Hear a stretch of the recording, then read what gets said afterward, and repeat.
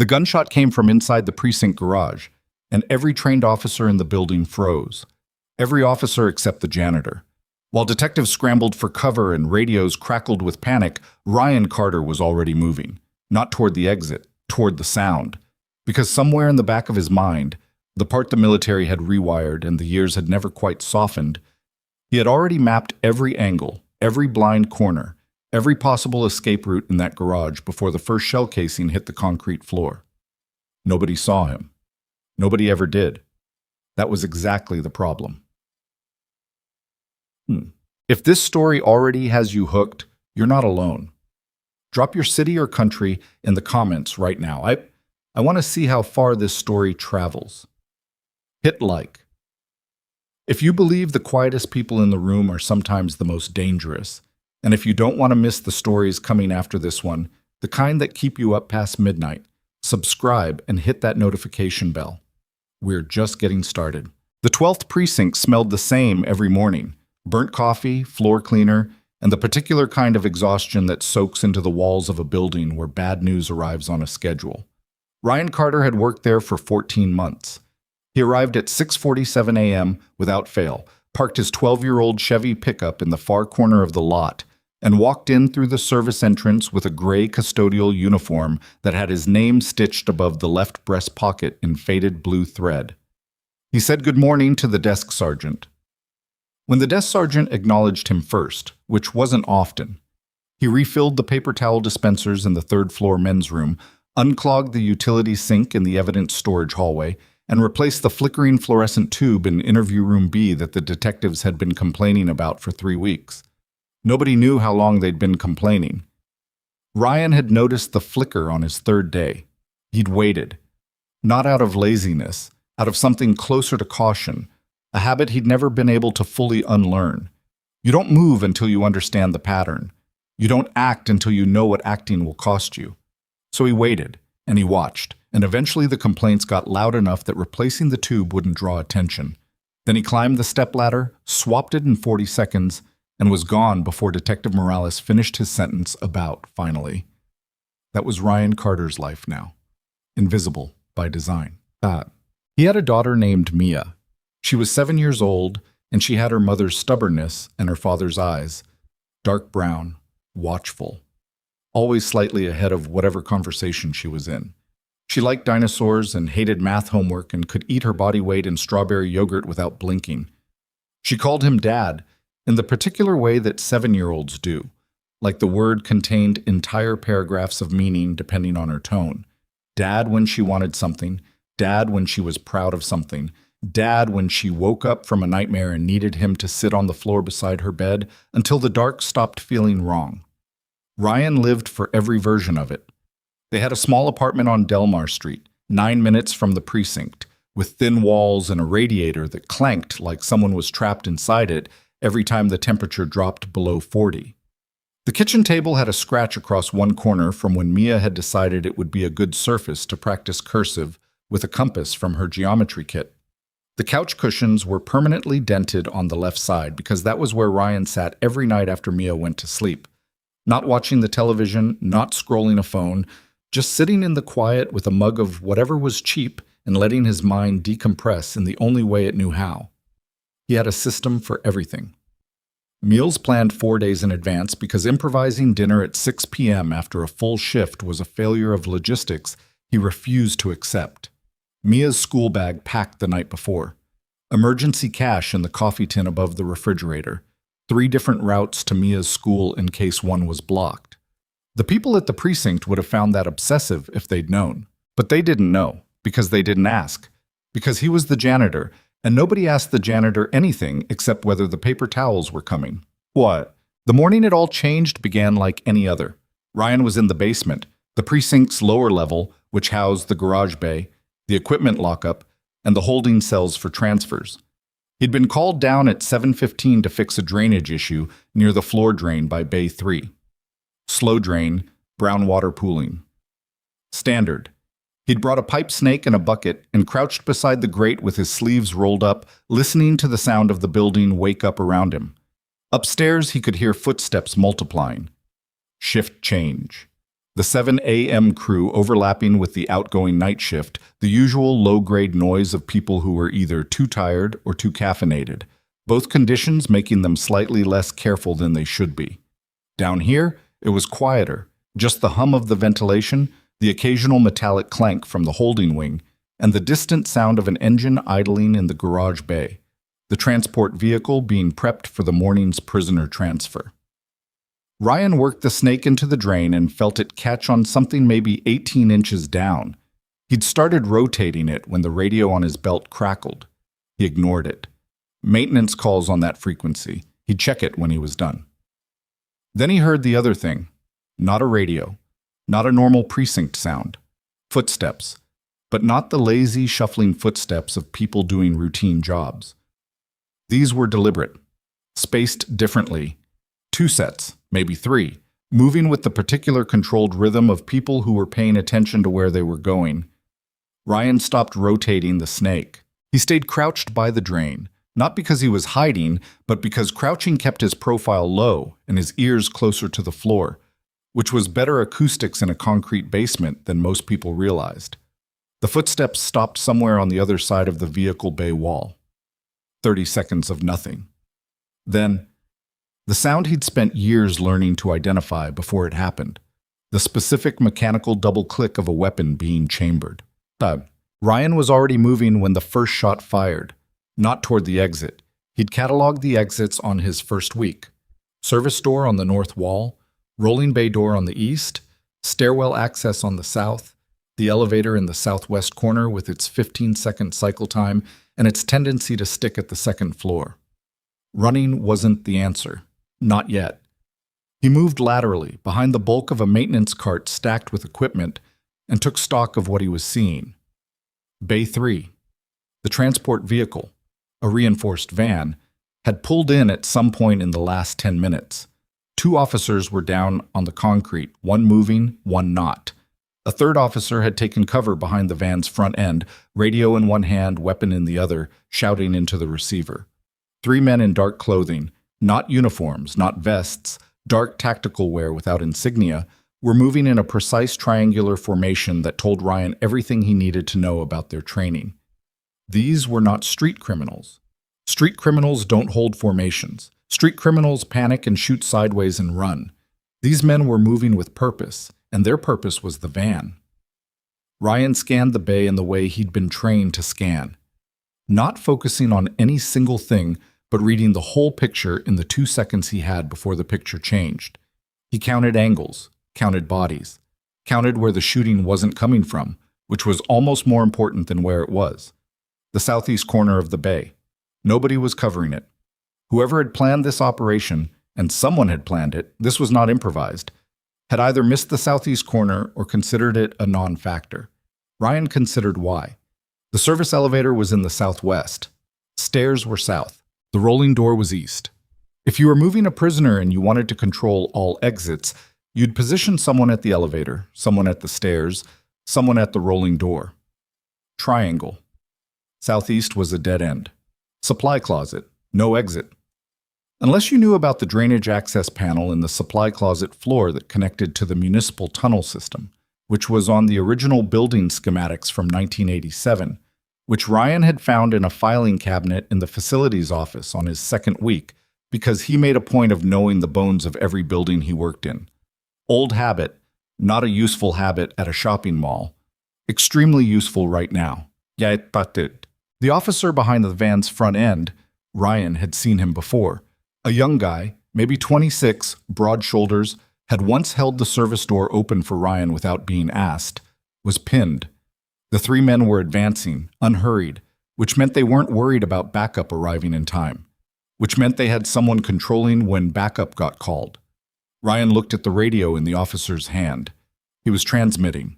Someone should be responding, but the radio room upstairs had been unusually quiet for the last 4 minutes, which Ryan noticed now in retrospect the way he always noticed things in retrospect, like his brain collected details and only labeled them dangerous after the threat became obvious. Inside job. Partial. Someone had delayed the call. He did not have a weapon.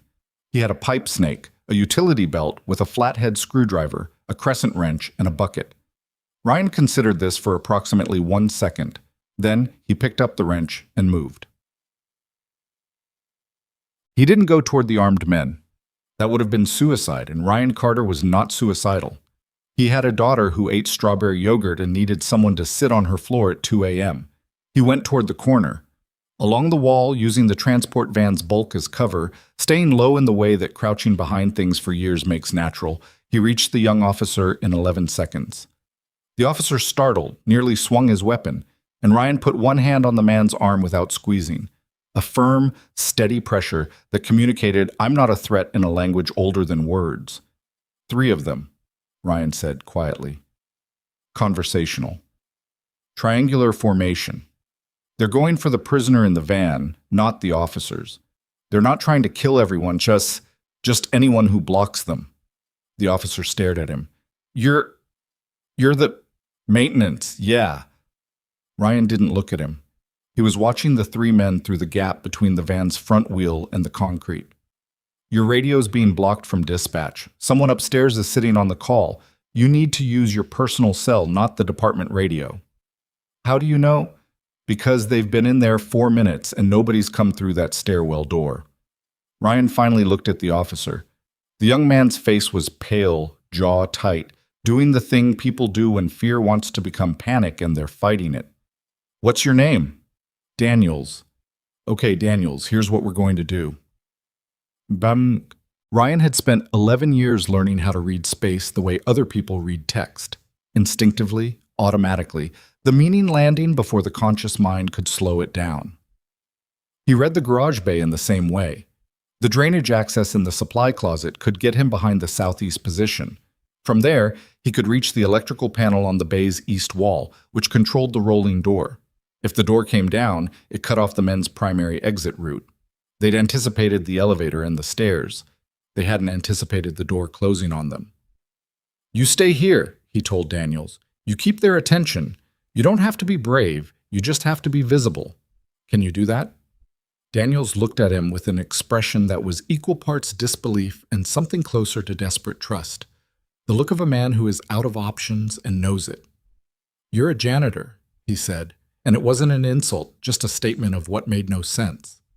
I used to be something else, Ryan said. Today that's useful. He moved before Daniels could ask the obvious follow-up. What?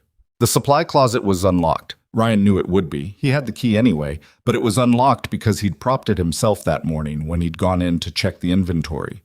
He was inside in 4 seconds. He found the drainage access panel by feel in the dark, the latch familiar under his fingers because he'd opened it twice before, once to clear a blockage, and once just to know what was on the other side.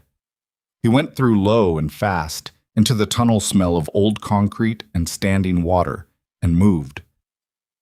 Above him, through the ceiling, he could hear the muffled sounds of the standoff.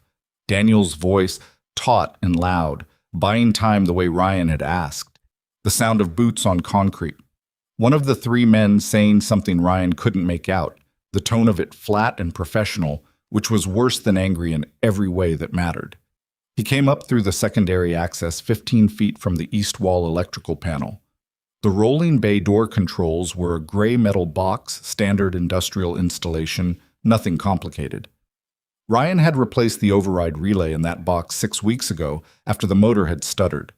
He knew exactly which breaker killed the door lock and dropped it into emergency descent. He flipped it. The sound was enormous in the enclosed space, the rolling door's electric motor engaging, the massive door beginning its descent with a grinding mechanical groan that echoed off every concrete surface in the garage bay. For 1 full second, all 3 men looked at the door. Daniels used that second. Later, when people pieced together what had happened in Bay 3 of the 12th Precinct's parking garage, on a Tuesday morning in November, the official account would credit Officer Daniels with a quick response under extreme pressure. The radio malfunction was slowing the response time, and the fortuitous mechanical failure of the bay door with disrupting the operation. Ryan's name appeared in no report. He had already gone back through the access panel, already replaced the drainage grate, already retrieved his pipe snake and bucket from where he'd left them by Bay 3's floor drain. By the time the backup officers flooded the basement stairwell 7 minutes later, he was crouched where they'd have found him anyway. A maintenance worker dealing with a clogged drain, water-stained knees, sleeves rolled up. One of the responding officers ran past him without a glance. Ryan worked the snake back into the drain and felt it catch again, 18 inches down, same obstruction as before. He started rotating. His hands were completely steady. In his coat pocket, his phone buzzed. He already knew what it was. The school's automated reminder that pickup was at 3:15 and please notify the office if arrangements changed. He'd be there. He was always there. Mia would come through the double doors in her green jacket with the broken zipper pull he kept meaning to fix, and she'd find him exactly where he always stood, and she would say, "Dad," in the way that meant she was telling him about her day before she'd even reached him. Ryan turned the snake one more rotation and felt the blockage give. Water began draining. He sat back on his heels in the concrete basement of the 12th precinct while somewhere above him the radio screamed and the medics arrived and the reports began to be written. And he thought about the 3 men in tactical gear who didn't hold a criminal formation. He thought about the inside job. He thought about what kind of person plans a prisoner extraction from inside a police precinct, and what kind of organization stands behind that person, and what they want badly enough to risk this. Then he thought about Mia's broken zipper pull, and whether the hardware store on Clement Street would have the right size, and whether they could make it there before dinner. He started cleaning up his tools. Nobody walked by. The official incident report took 4 hours to produce and managed to be both technically accurate and fundamentally wrong about almost everything that had happened in Bay 3. Ryan read it the following morning, not because anyone gave it to him, but because the copy machine on the second floor had a paper jam that required him to open the output tray, and the report was sitting in the tray when he did, face up, and he read fast. Always had. It was one of those things that never went away, the speed reading, like his brain had decided early on that information was a resource, and wasting it was the same as wasting ammunition. The report credited Officer Daniels with tactical improvisation under duress. It cited the rolling bay door's mechanical failure as a contributing factor in disrupting the extraction attempt. It noted that 2 of the 3 armed men had been apprehended at the scene. The third had escaped through the municipal drainage system, which the report described as an unanticipated exit route. Ryan closed the paper tray. The machine resumed printing. He pushed the cart down the hallway and didn't say anything to anyone. The department brought in outside help by the end of that week. This was not unusual after a security breach. The 12th precinct had a relationship with several private consulting firms, and when the internal systems failed, outside eyes were considered less compromised. What was unusual was the specific firm they called, and the specific person who walked through the precinct's front entrance on a Thursday morning like she owned the building and was only just now deciding whether she wanted to keep it. Ryan was mopping the lobby when Victoria Hale arrived. He noticed her the same way he noticed everything, not by staring, but by peripheral awareness, the kind that becomes automatic after enough years of needing to know what's in a room without looking like you're checking. She was 30, maybe 31, in a charcoal blazer that fit like it had been built for her specifically, dark hair pulled back in a way that looked effortless and wasn't.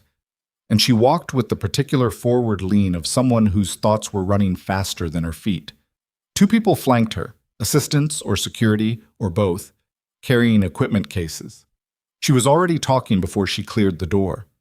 "I need the server room and the garage bay both locked for access until my team has completed the initial scan," she was telling the desk sergeant, who was nodding and already reaching for his phone.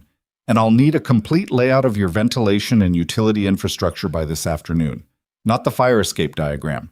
The actual utility schematics. Pipes, conduits, access panels, drainage." The desk sergeant said he'd see what he could do. "I don't need you to see," Victoria said.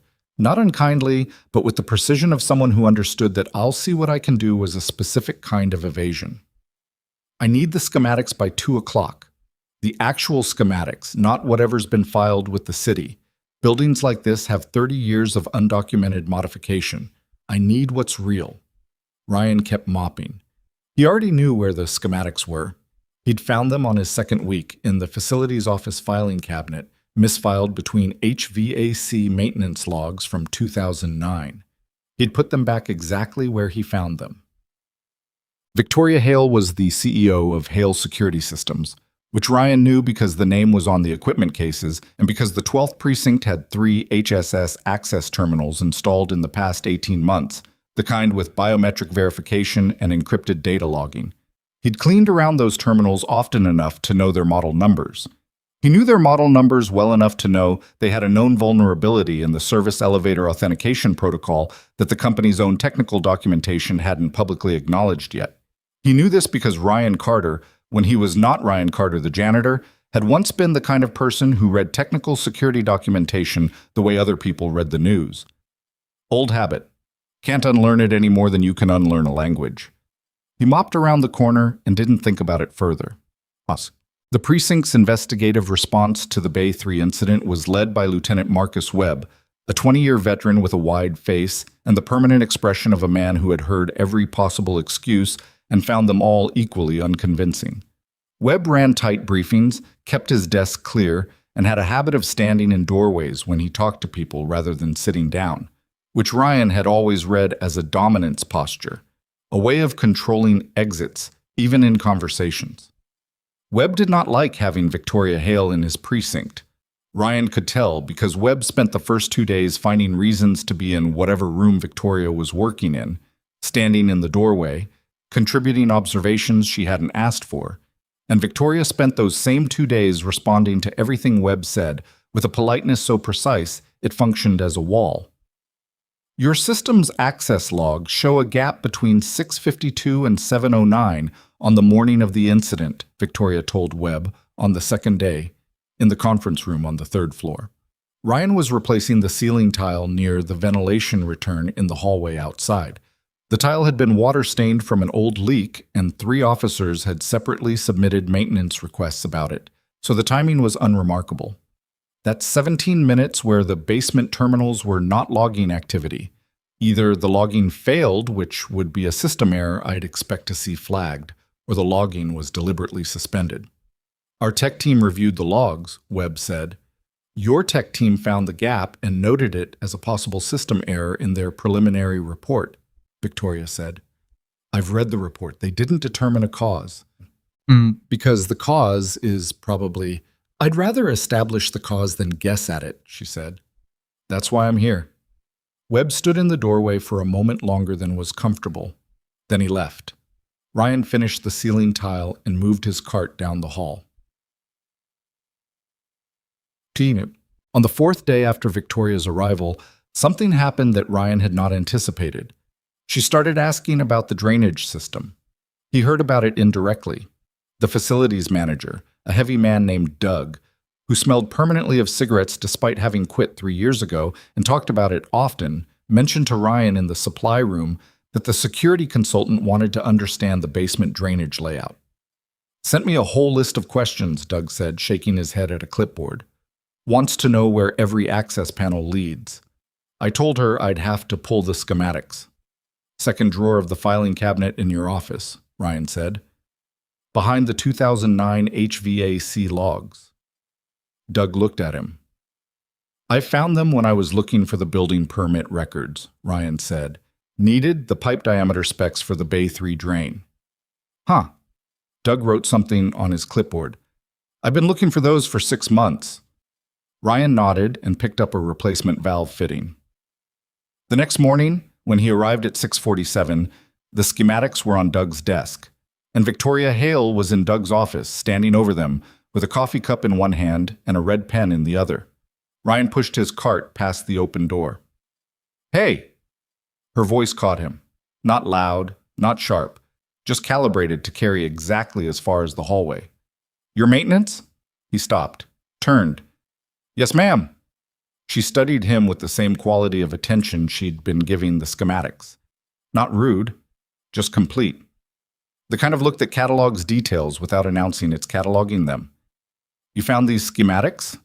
Mentioned where they were to Doug. Yeah. The drainage access in the supply closet. She tapped the schematic with the pen. It connects to a municipal tunnel system. Did you know that before the incident? The question was direct. Ryan had learned a long time ago that direct questions deserve direct answers, even when the direct answer was incomplete. Yes. She was quiet for a moment. And you're the one who's been maintaining Bay 3's floor drain. It's in my area. So you were in the basement that morning. Had a drain call at 7:15. Victoria set down the coffee cup. The third attacker escaped through that tunnel, the same tunnel that drains to the same access panel you were apparently familiar with. She said it without accusation, which was almost more unnerving than if she'd been accusing him. It was the tone of someone assembling a picture and noting where a piece fit without yet deciding what it meant. The report says the third man used the drainage access to exit, but there's no sign of forced entry on the panel, no scratches on the latch, no broken seal. Ryan said nothing. Which means, Victoria continued, either that panel is always unlocked, or someone unlocked it beforehand, or it was accessed before the third man used it and left open. She looked at him. I'm trying to understand the sequence. I had it open that morning, Ryan said, for the drain work. I may not have relocked it right away. She watched him. May not have. I was distracted. That was the first lie he told her. He didn't enjoy it. But the truth, that he'd gone through that panel himself, that he'd used the tunnel, that he'd been the one who dropped the bay door, was a thread she could pull, and he didn't know yet where it led and who else was listening. I'll make sure it's properly secured going forward, he said. Victoria picked up her coffee. Thank you, Mr. Carter. Mr. Carter. She looked back at the schematic. He left. He thought about the conversation for the rest of the morning, running it back the way he always ran back conversations that bothered him, looking for the thing he'd missed. What bothered him wasn't that she'd asked about the panel, it was that she'd noticed the latch. The official investigators hadn't mentioned the latch. The report described the tunnel as an unanticipated exit route and moved on. Victoria Hale had looked at a schematic and a photograph and noticed the absence of scratches on a latch that should have scratches on it if someone had forced it open in a hurry. That was a specific kind of intelligence, not book intelligence, not strategic intelligence. The granular, material attention of someone who understood that the truth was almost always hiding in the physical details rather than the narrative summary. Ryan respected it and was uncomfortable with it in equal measure. The prisoner who had been in the transport van was a mid-level operator named Gerald Foss. Small-time enough that his name was public, significant enough that someone had sent 3 trained men to retrieve him. Foss had been arrested 6 weeks earlier in connection with a stolen equipment case that had federal implications Ryan couldn't entirely map from public information. He was currently in protective custody at an undisclosed location, which the precinct's hallway conversations told Ryan was somewhere north of the city. The 3 men who'd come for Foss. 2 in custody, 1 gone. The 2 in custody weren't talking, which was itself information. People don't stay quiet unless staying quiet is their training or they believe that talking will cost them more than jail. Both options pointed to an organization with reach. Ryan turned all of this over in the back of his mind the way he used to turn over mission parameters. Not obsessively, not with anxiety, just the habitual low-level processing of someone whose brain had been wired to treat threat assessment as a background task. He didn't want to get involved. He'd made that decision deliberately and lived inside it for 4 years. But there were 2 officers who'd been put on the floor in Bay 3. One had been treated and released.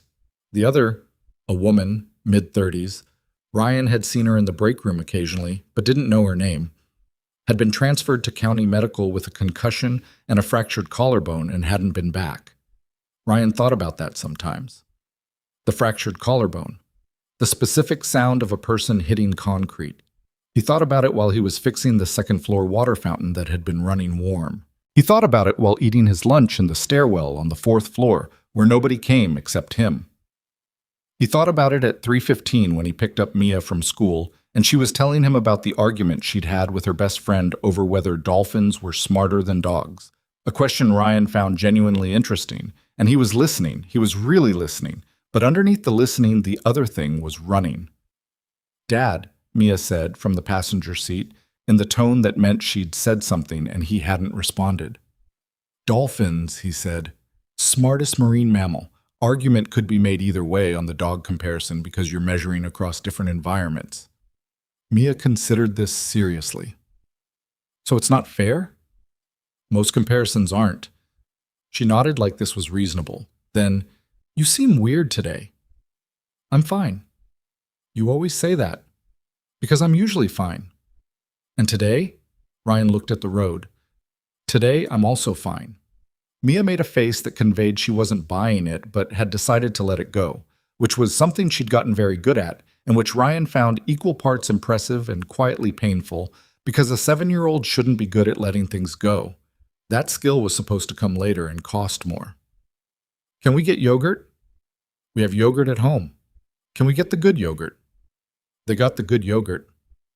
Ryan stood in the dairy aisle of the corner store and watched Mia deliberate between 2 identical containers of strawberry yogurt, as though the decision had real consequences, and the tightness in his chest loosened slightly, the way it always did in her specific gravity. This was the mission. This was the actual mission. Everything else was noise. He believed that. He'd been believing it for 4 years. Victoria Hale requested the maintenance logs for the entire precinct basement on day 6. Ryan knew because Doug handed him a pink slip that morning. The consultant wants everything from the last 8 months, drain records, equipment calls, parts requests, all of it, and asked him to compile what he had. Ryan compiled it accurately. He didn't hide anything, didn't alter anything. The logs showed he'd been in the basement an average of 3 times per week, consistent with the building's actual maintenance needs. They showed the Bay 3 drain call at 7:15 on the morning of the incident. They showed nothing that wasn't true. What the logs didn't show was what he'd noticed while he was there. He submitted them to Doug and went back to work. That afternoon, coming down the 3rd-floor hallway with a replacement socket wrench he'd retrieved from the supply room, Ryan heard voices from the conference room. The door not quite latched, the sound carrying. Victoria's voice.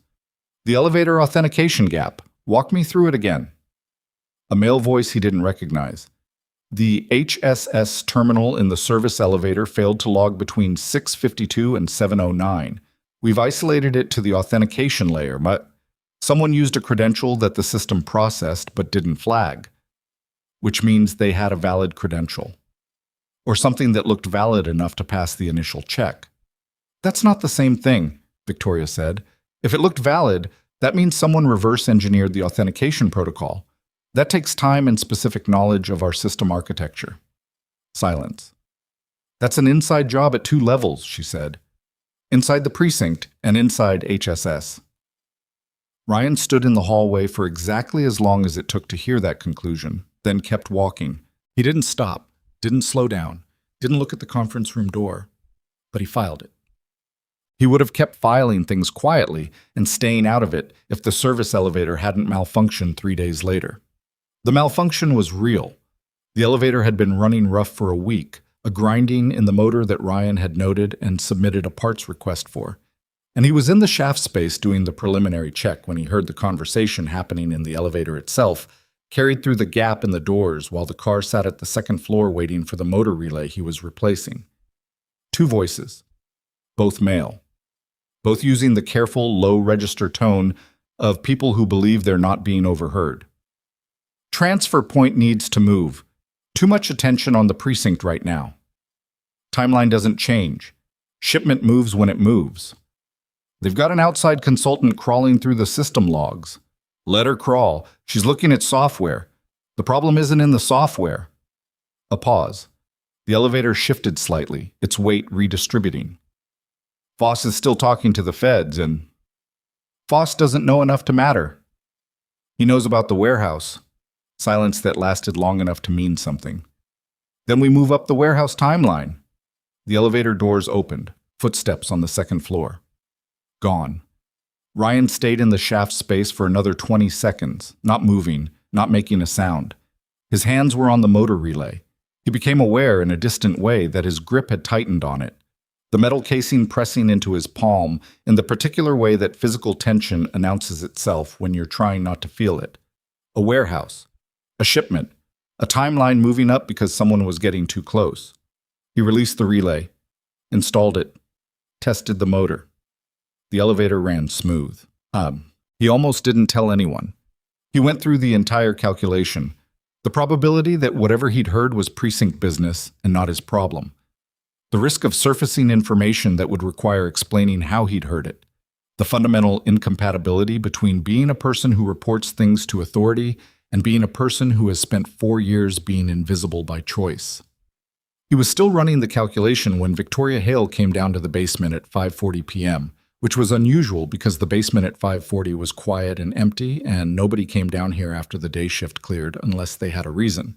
She was carrying her laptop bag and had lost the blazer at some point in the afternoon, now in just a dark blouse with the sleeves pushed up, and she looked tired in the way that intelligent people get tired when their intelligence hasn't been enough. The specific exhaustion of a problem that won't solve on schedule. She stopped when she saw him. He was at the workbench near Bay 3, cleaning the motor relay he'd just pulled from the elevator shaft. Cleaning it wasn't technically necessary. The part was being replaced, not reused. But cleaning things while thinking was a habit he'd had long enough that it didn't register as unusual anymore. "Mr. Carter," she said. "Ma'am?" She came further into the basement, looked around at the space like she was reassessing it, the way you reassess a room where something has shifted since you last looked. "You're here late. Elevator work. Alone." "Usually." She set her bag down on a stack of crates that had been there since Ryan arrived and would probably still be there after he left. She looked at him the way she'd looked at him in Doug's office, fully, without performance. "I pulled your personnel file," she said. He kept cleaning the relay. "Okay. It's thin. I've been here 14 months. Before here," she said, "your employment history before the precinct, there are gaps. I did some contract work." "For who?" "Various contractors." "That's not an answer."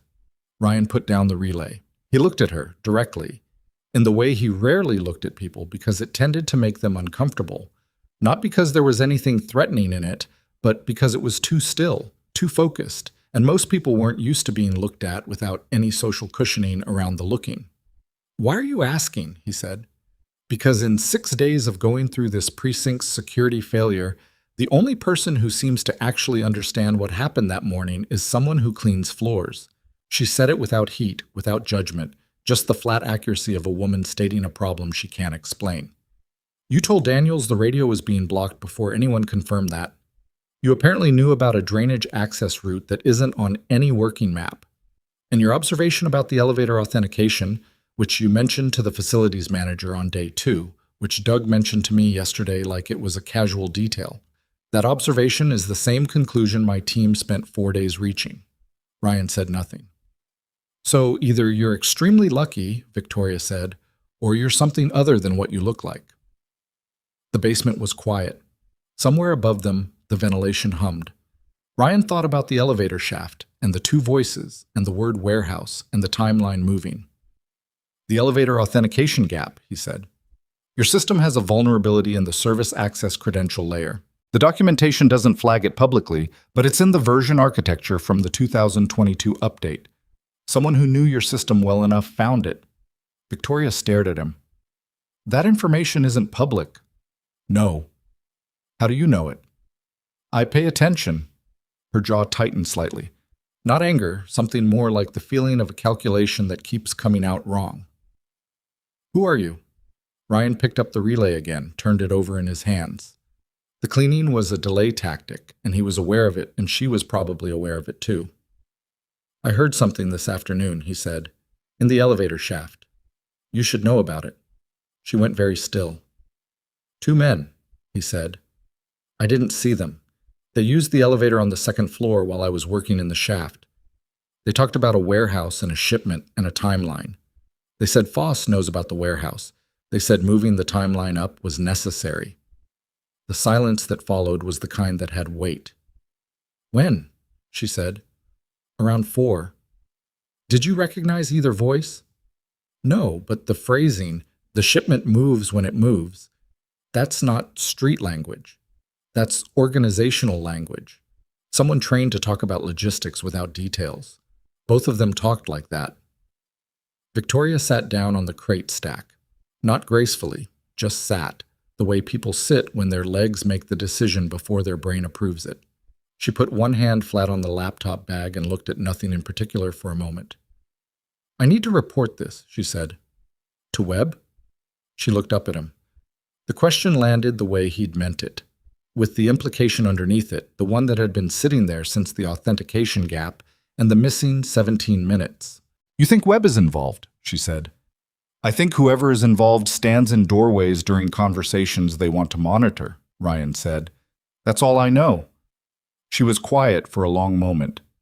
"And you? What do you know that you're not telling me?"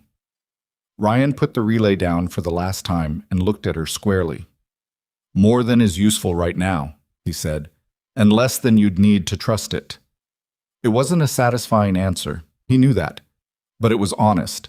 And honest was what he could give her tonight, which wasn't enough, and they both knew it. Victoria stood up, picked up her bag, stood there for a moment in the basement light, which was bad light, fluorescent and unflattering, the kind of light that shows what people actually look like rather than what they want to look like.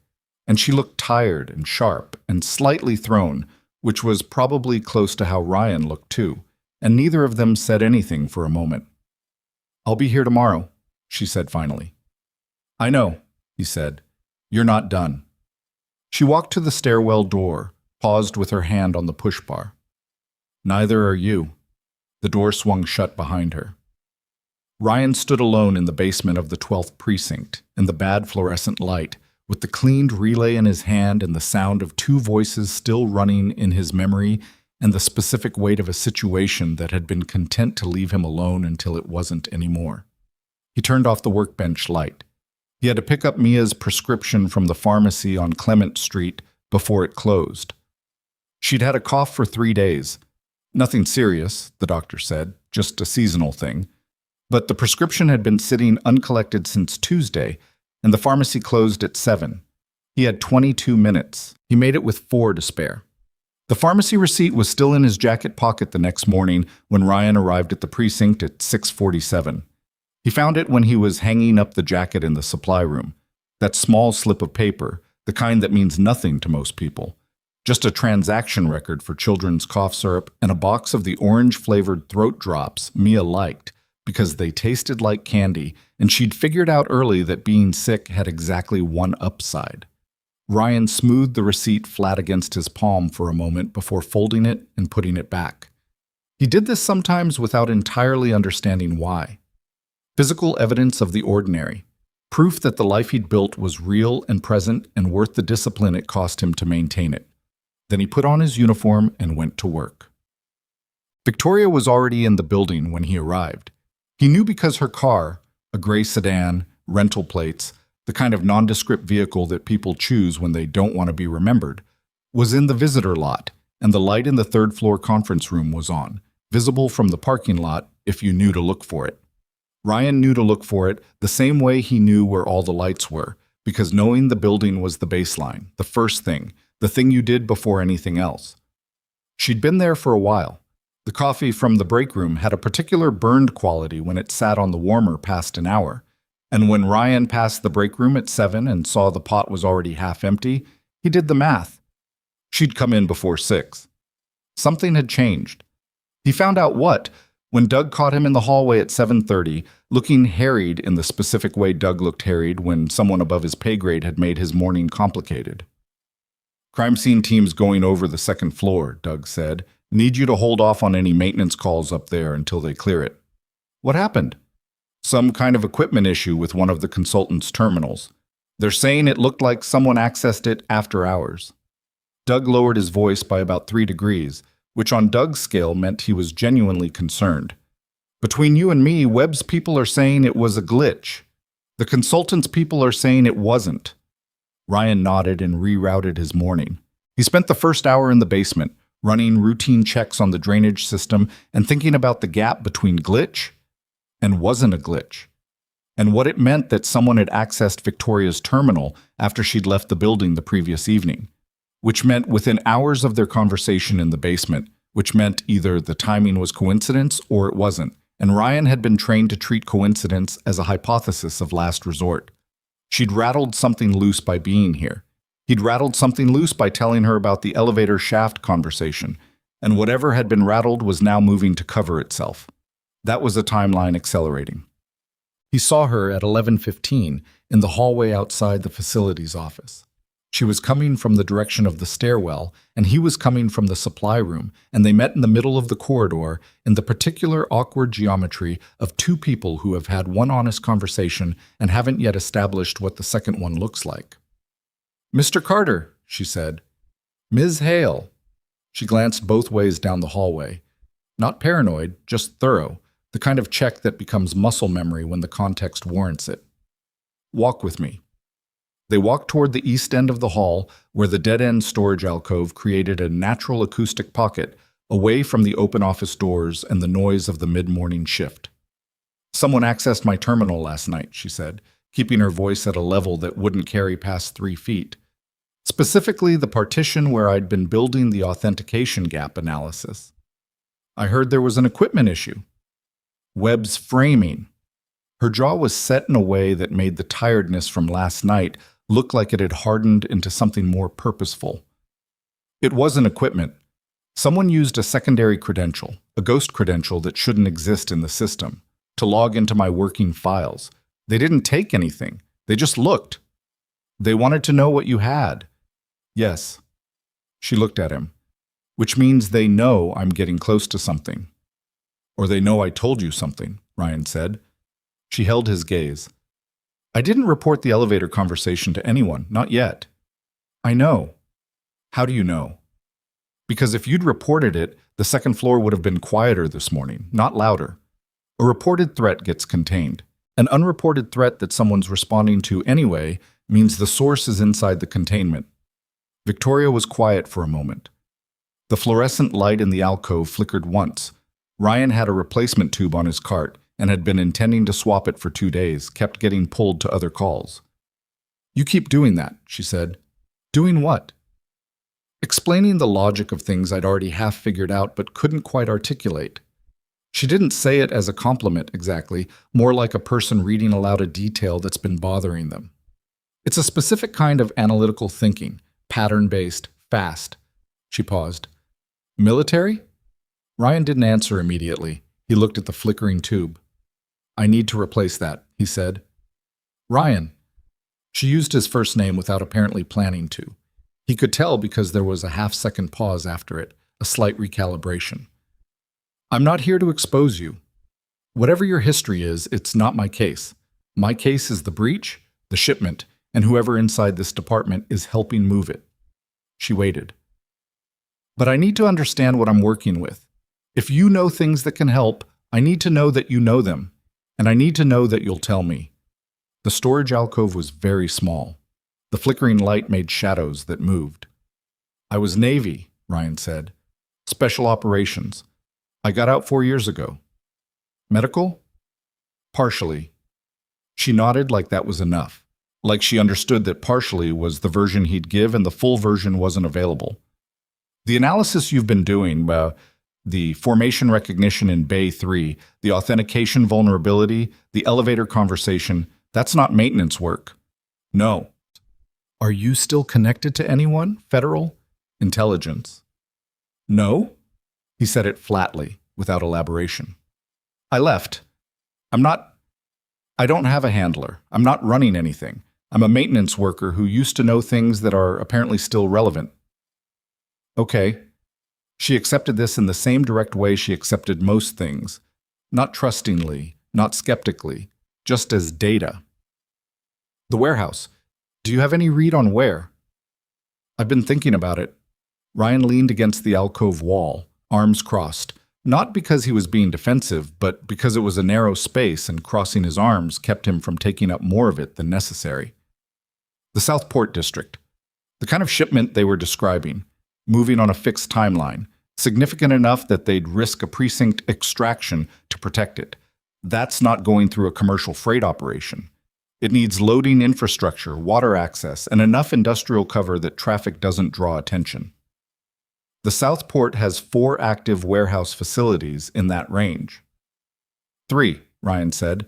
One of them was cited by the Port Authority 8 months ago for structural issues and has had irregular access since.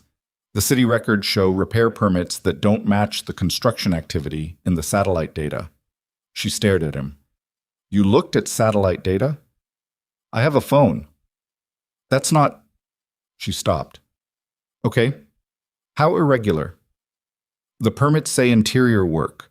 The activity pattern, equipment deliveries, the vehicle traffic, the timing, looks more like staging. Things coming in on irregular schedules, not the consistent rhythm of a construction crew. That's the Harlow Street facility, she said. She said it like she'd had her own suspicion she'd been turning over. My team flagged it as a possible secondary location 2 days ago. Your team's right.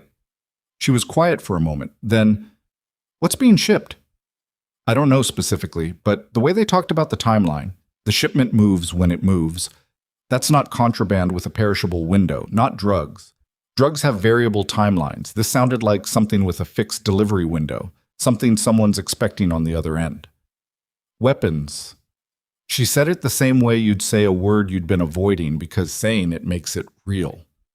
Consistent with the profile, Ryan said. Victoria exhaled slowly through her nose. I need to bring in someone outside the precinct, someone I trust who isn't in Webb's chain. Do you have someone? Yes. Federal contact, not local. She owes me a conversation. She straightened, shifted the laptop bag on her shoulder.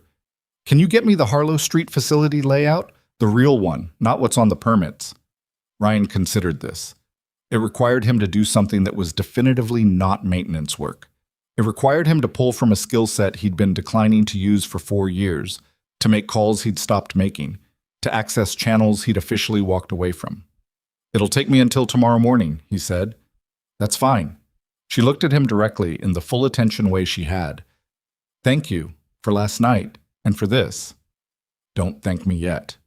Why not? Because if I'm right about the timeline, we're not ahead of it. We're running even with it at best. He uncrossed his arms. And running even isn't the same as winning. Well, he made 2 calls that afternoon, both from his personal cell, both from the stairwell on the 4th floor during his lunch break, both to numbers he hadn't dialed in years but hadn't deleted either, which said something about him that he'd rather not examine too closely. The first call went to voicemail. He left no message. The second call picked up on the 3rd ring, a woman's voice, unhurried, slightly raspy in the way of someone who'd been awake for too long and had made peace with it. Ryan Carter, she said. I was wondering when you'd call. Hey, Pierce.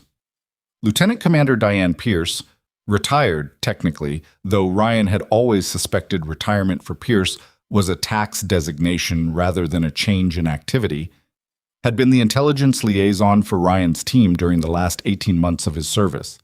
She was 61 years old, kept an apartment in Virginia, and a second address that she never confirmed, and had a memory for tactical detail that Ryan found both reassuring and slightly frightening. You still doing the janitorial thing? She said. Maintenance. Right.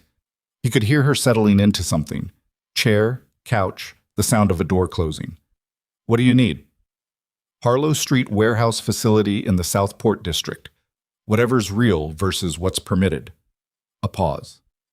That's a specific ask. I know. You in the middle of something? Peripherally. Ryan. The rasp in her voice took on a particular texture. Not stern, just precise, the way Pierce got precise when she wanted him to understand she was paying full attention. Peripherally means you're already in it. I need the layout and whatever flag exists on the facility, if there is one. Another pause, longer. The sound of something being typed. Give me 12 hours. Thank you. Don't thank me. Send me a birthday card, but you missed it by 3 months. The call ended. Ryan sat in the empty 4th floor stairwell and looked at his phone for a moment. The screen showed 12:43 p.m. He had a drain call on the 3rd floor at 1 o'clock and a filter replacement in the HVAC unit on the roof at 2:30.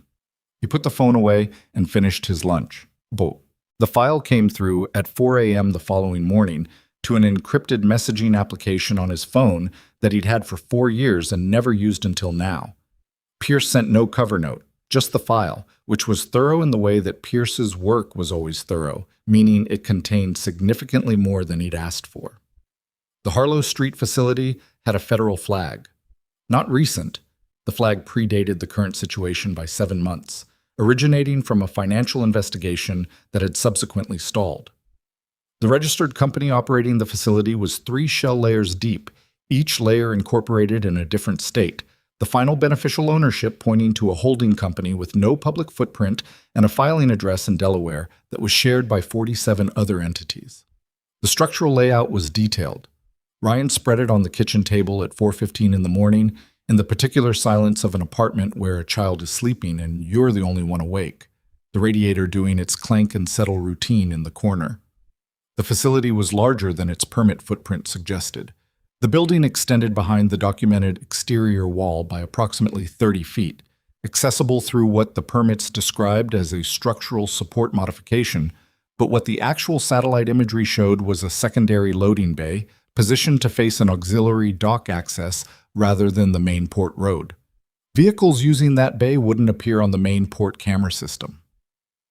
Ryan studied the layout for 40 minutes, marking nothing on the document itself, keeping it all in his head the way he'd been trained to keep operational details, committed, organized by spatial category, not written down where it could be found.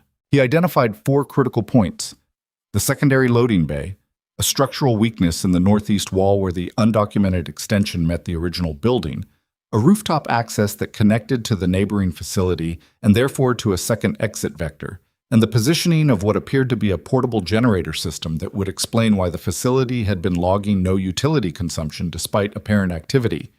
He also identified the problem.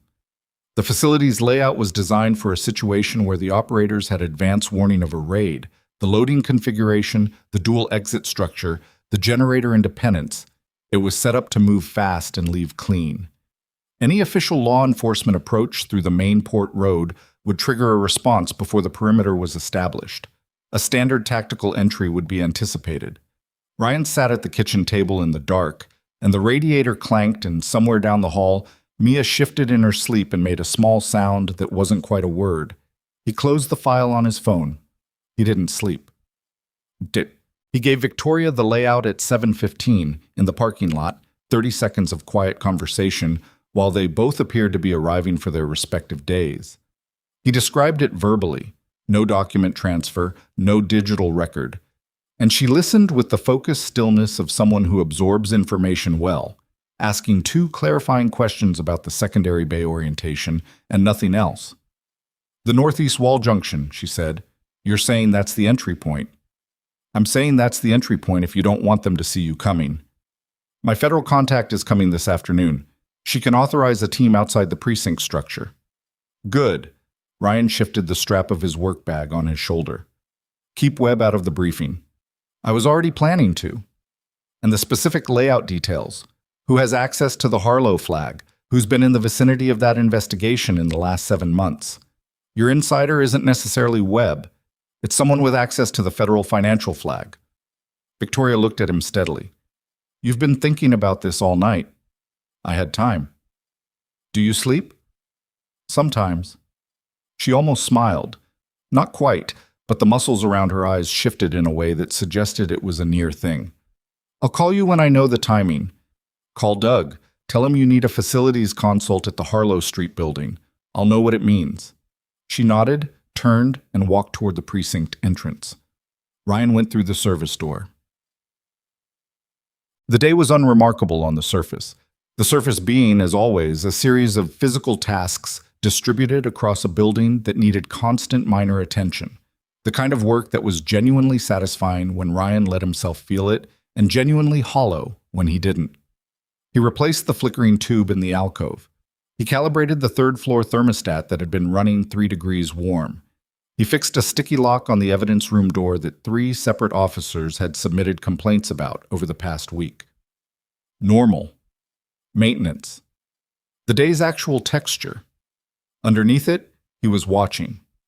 He'd been watching Webb for 2 days with the specific attention he'd once given to persons of interest in operational environments, and what he'd built was not evidence but pattern.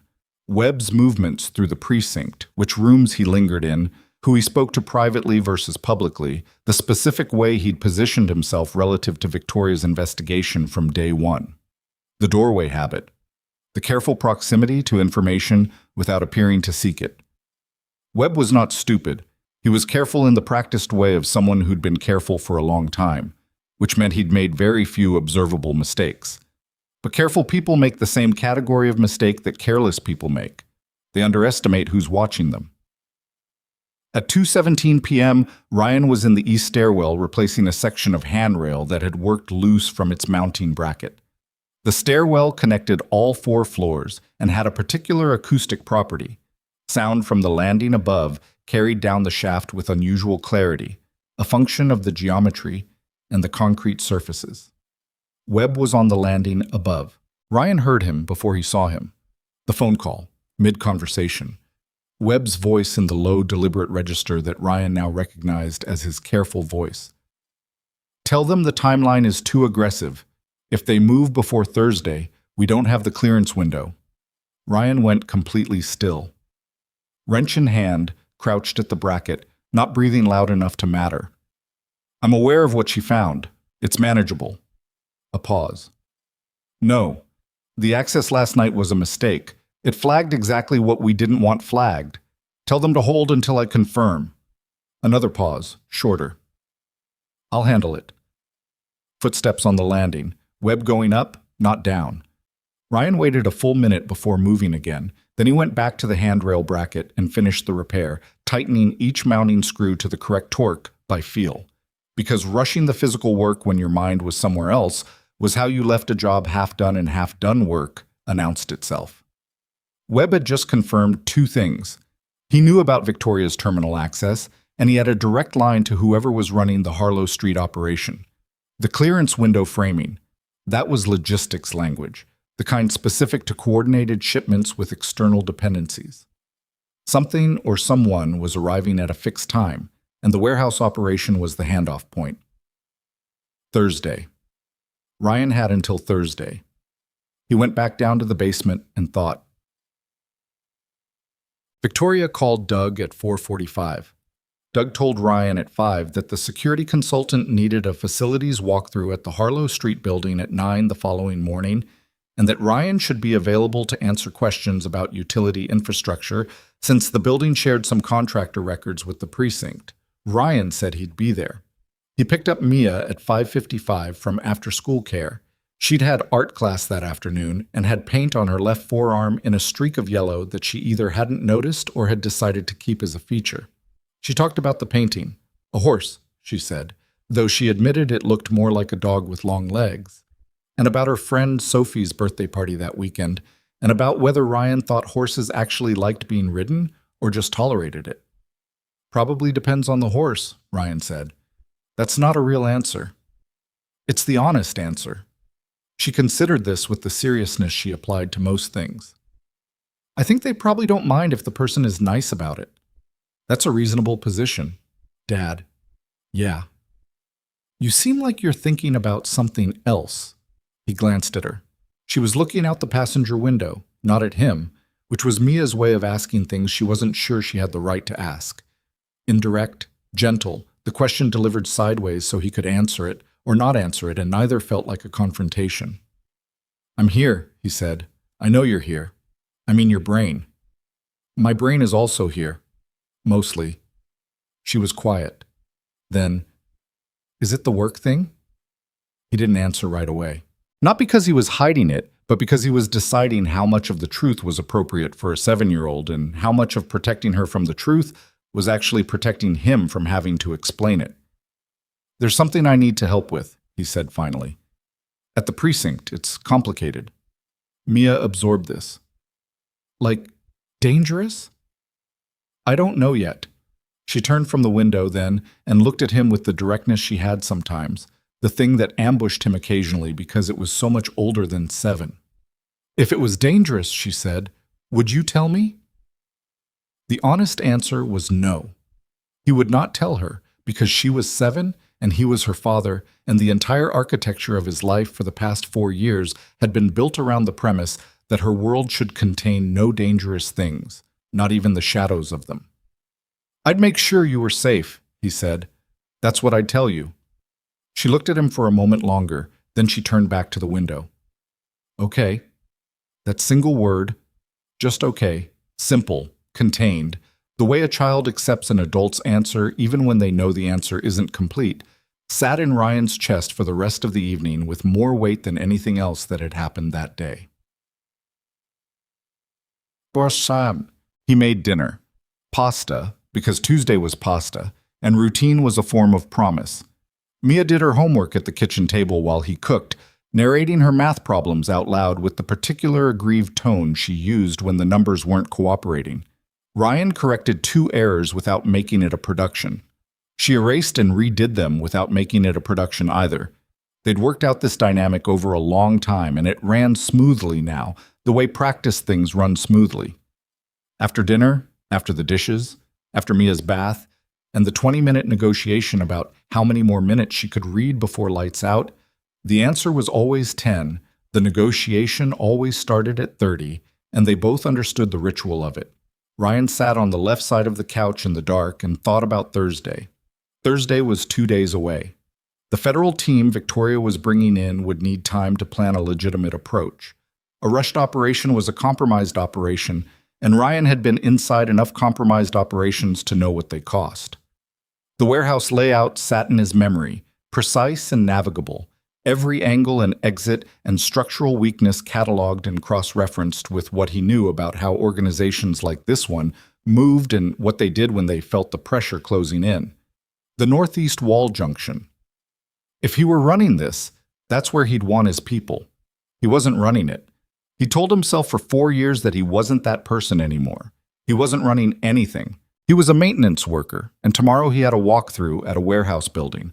And the day after that, he had a filter replacement on the roof, and the day after that was Thursday, and whatever happened on Thursday would happen to other people who were paid and trained and authorized to make it happen.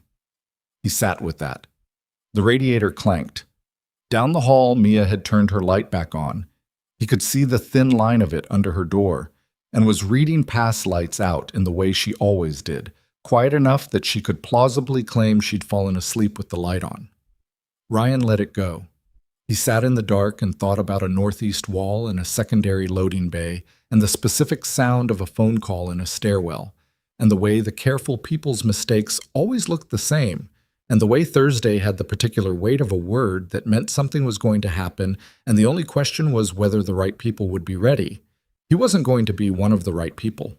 He'd made a promise, not to anyone who could hold him to it, just to himself. In the apartment on Delmar Street 4 years ago, with a 7-month-old who couldn't understand language yet, but understood the tone of things, understood when the person holding her was afraid of themselves. He'd promised that was the last time. He stayed on the couch until 11. Then he went to bed. He didn't sleep much, but he went to bed. The light under Mia's door went out sometime around midnight, and the radiator settled into its nighttime pattern, and somewhere in the Southport district, a warehouse ran on generator power and kept its loading bay pointed away from the cameras. And Ryan lay in the dark and breathed steadily and told himself he was not going to be the person who walked into that building. He told himself that with the specific conviction of a man who is very good at knowing when he's lying to himself and doing it anyway, because some lies are load-bearing and this was one of them, and he needed it to hold for exactly 2 more days. Thursday. Just until Thursday. The Harlow Street walkthrough the next morning lasted 40 minutes and told Ryan everything he needed to confirm what he already suspected. Victoria's federal contact had come in ahead of schedule. A woman named Agent Sandra Reyes, compact and efficient, with close-cropped hair and the particular quality of stillness that Ryan associated with people who had spent significant portions of their careers in situations where moving at the wrong moment had consequences. She shook Ryan's hand in the Harlow Street parking lot without ceremony and looked at him with the frank assessing look of someone who had been told something about him and was now deciding how much of it to believe. "Victoria says you did the layout analysis," Reyes said. "I described what I found. She mapped it." "Same thing." Reyes looked at the building. "Walk me through the northeast junction." They went around the building's exterior first, ticked.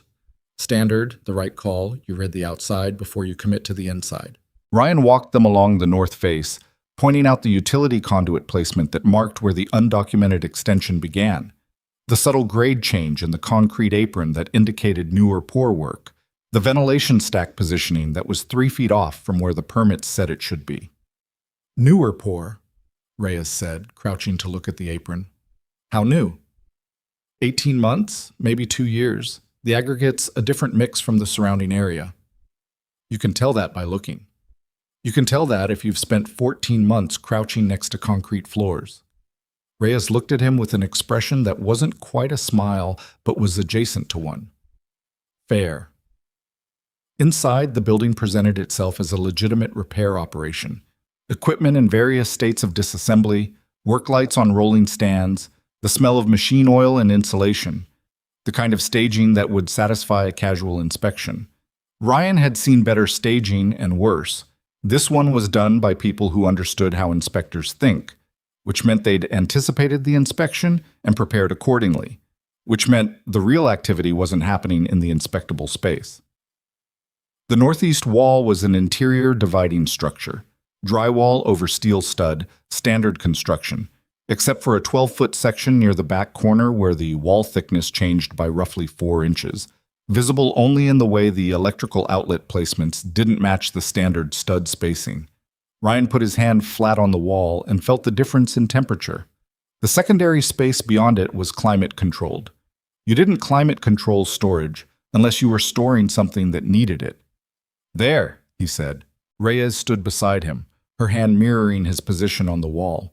She felt it too. He could tell by the way her expression went briefly, professionally blank, the face of someone confirming a hypothesis they were hoping was wrong. Access point? She said quietly. South end of this wall, where the utility panel is. It's not load-bearing at that corner. It's a constructed partition. The panel housing is oversized for the apparent electrical load. There's a reason it's big. Victoria was 3 feet behind them, saying nothing, listening. She had her arms crossed and her face had the particular quality it got when she was building something in her head, organizing what she was seeing into an architecture she could work with. Reyes stepped back. Okay, she said. I've seen enough. She looked at Ryan. What's your read on the operation timing? Thursday. I heard the phrasing clearance window in the context of a delay request. That's maritime logistics language. It refers to a specific slot in port traffic scheduling, the next available window matching the facility's dock access position, and the current port traffic pattern is Thursday between 11 p.m. and 3 a.m. Reyes looked at him steadily for a moment. You worked this out from a partial phone conversation. And the port traffic data, it's public. Most people don't read port traffic data. Most people weren't me, Ryan said, and left it at that. They briefed in Reyes's vehicle, parked 2 blocks from the facility, an unmarked SUV with federal plates and the particular interior configuration of a vehicle that got used for extended surveillance, coffee cups in the console holders, and a laptop mount bolted to the dash. Reyes laid out her approach on the laptop screen, and Ryan looked at it and said nothing for 30 seconds, and then said, You're coming in through the main vehicle approach.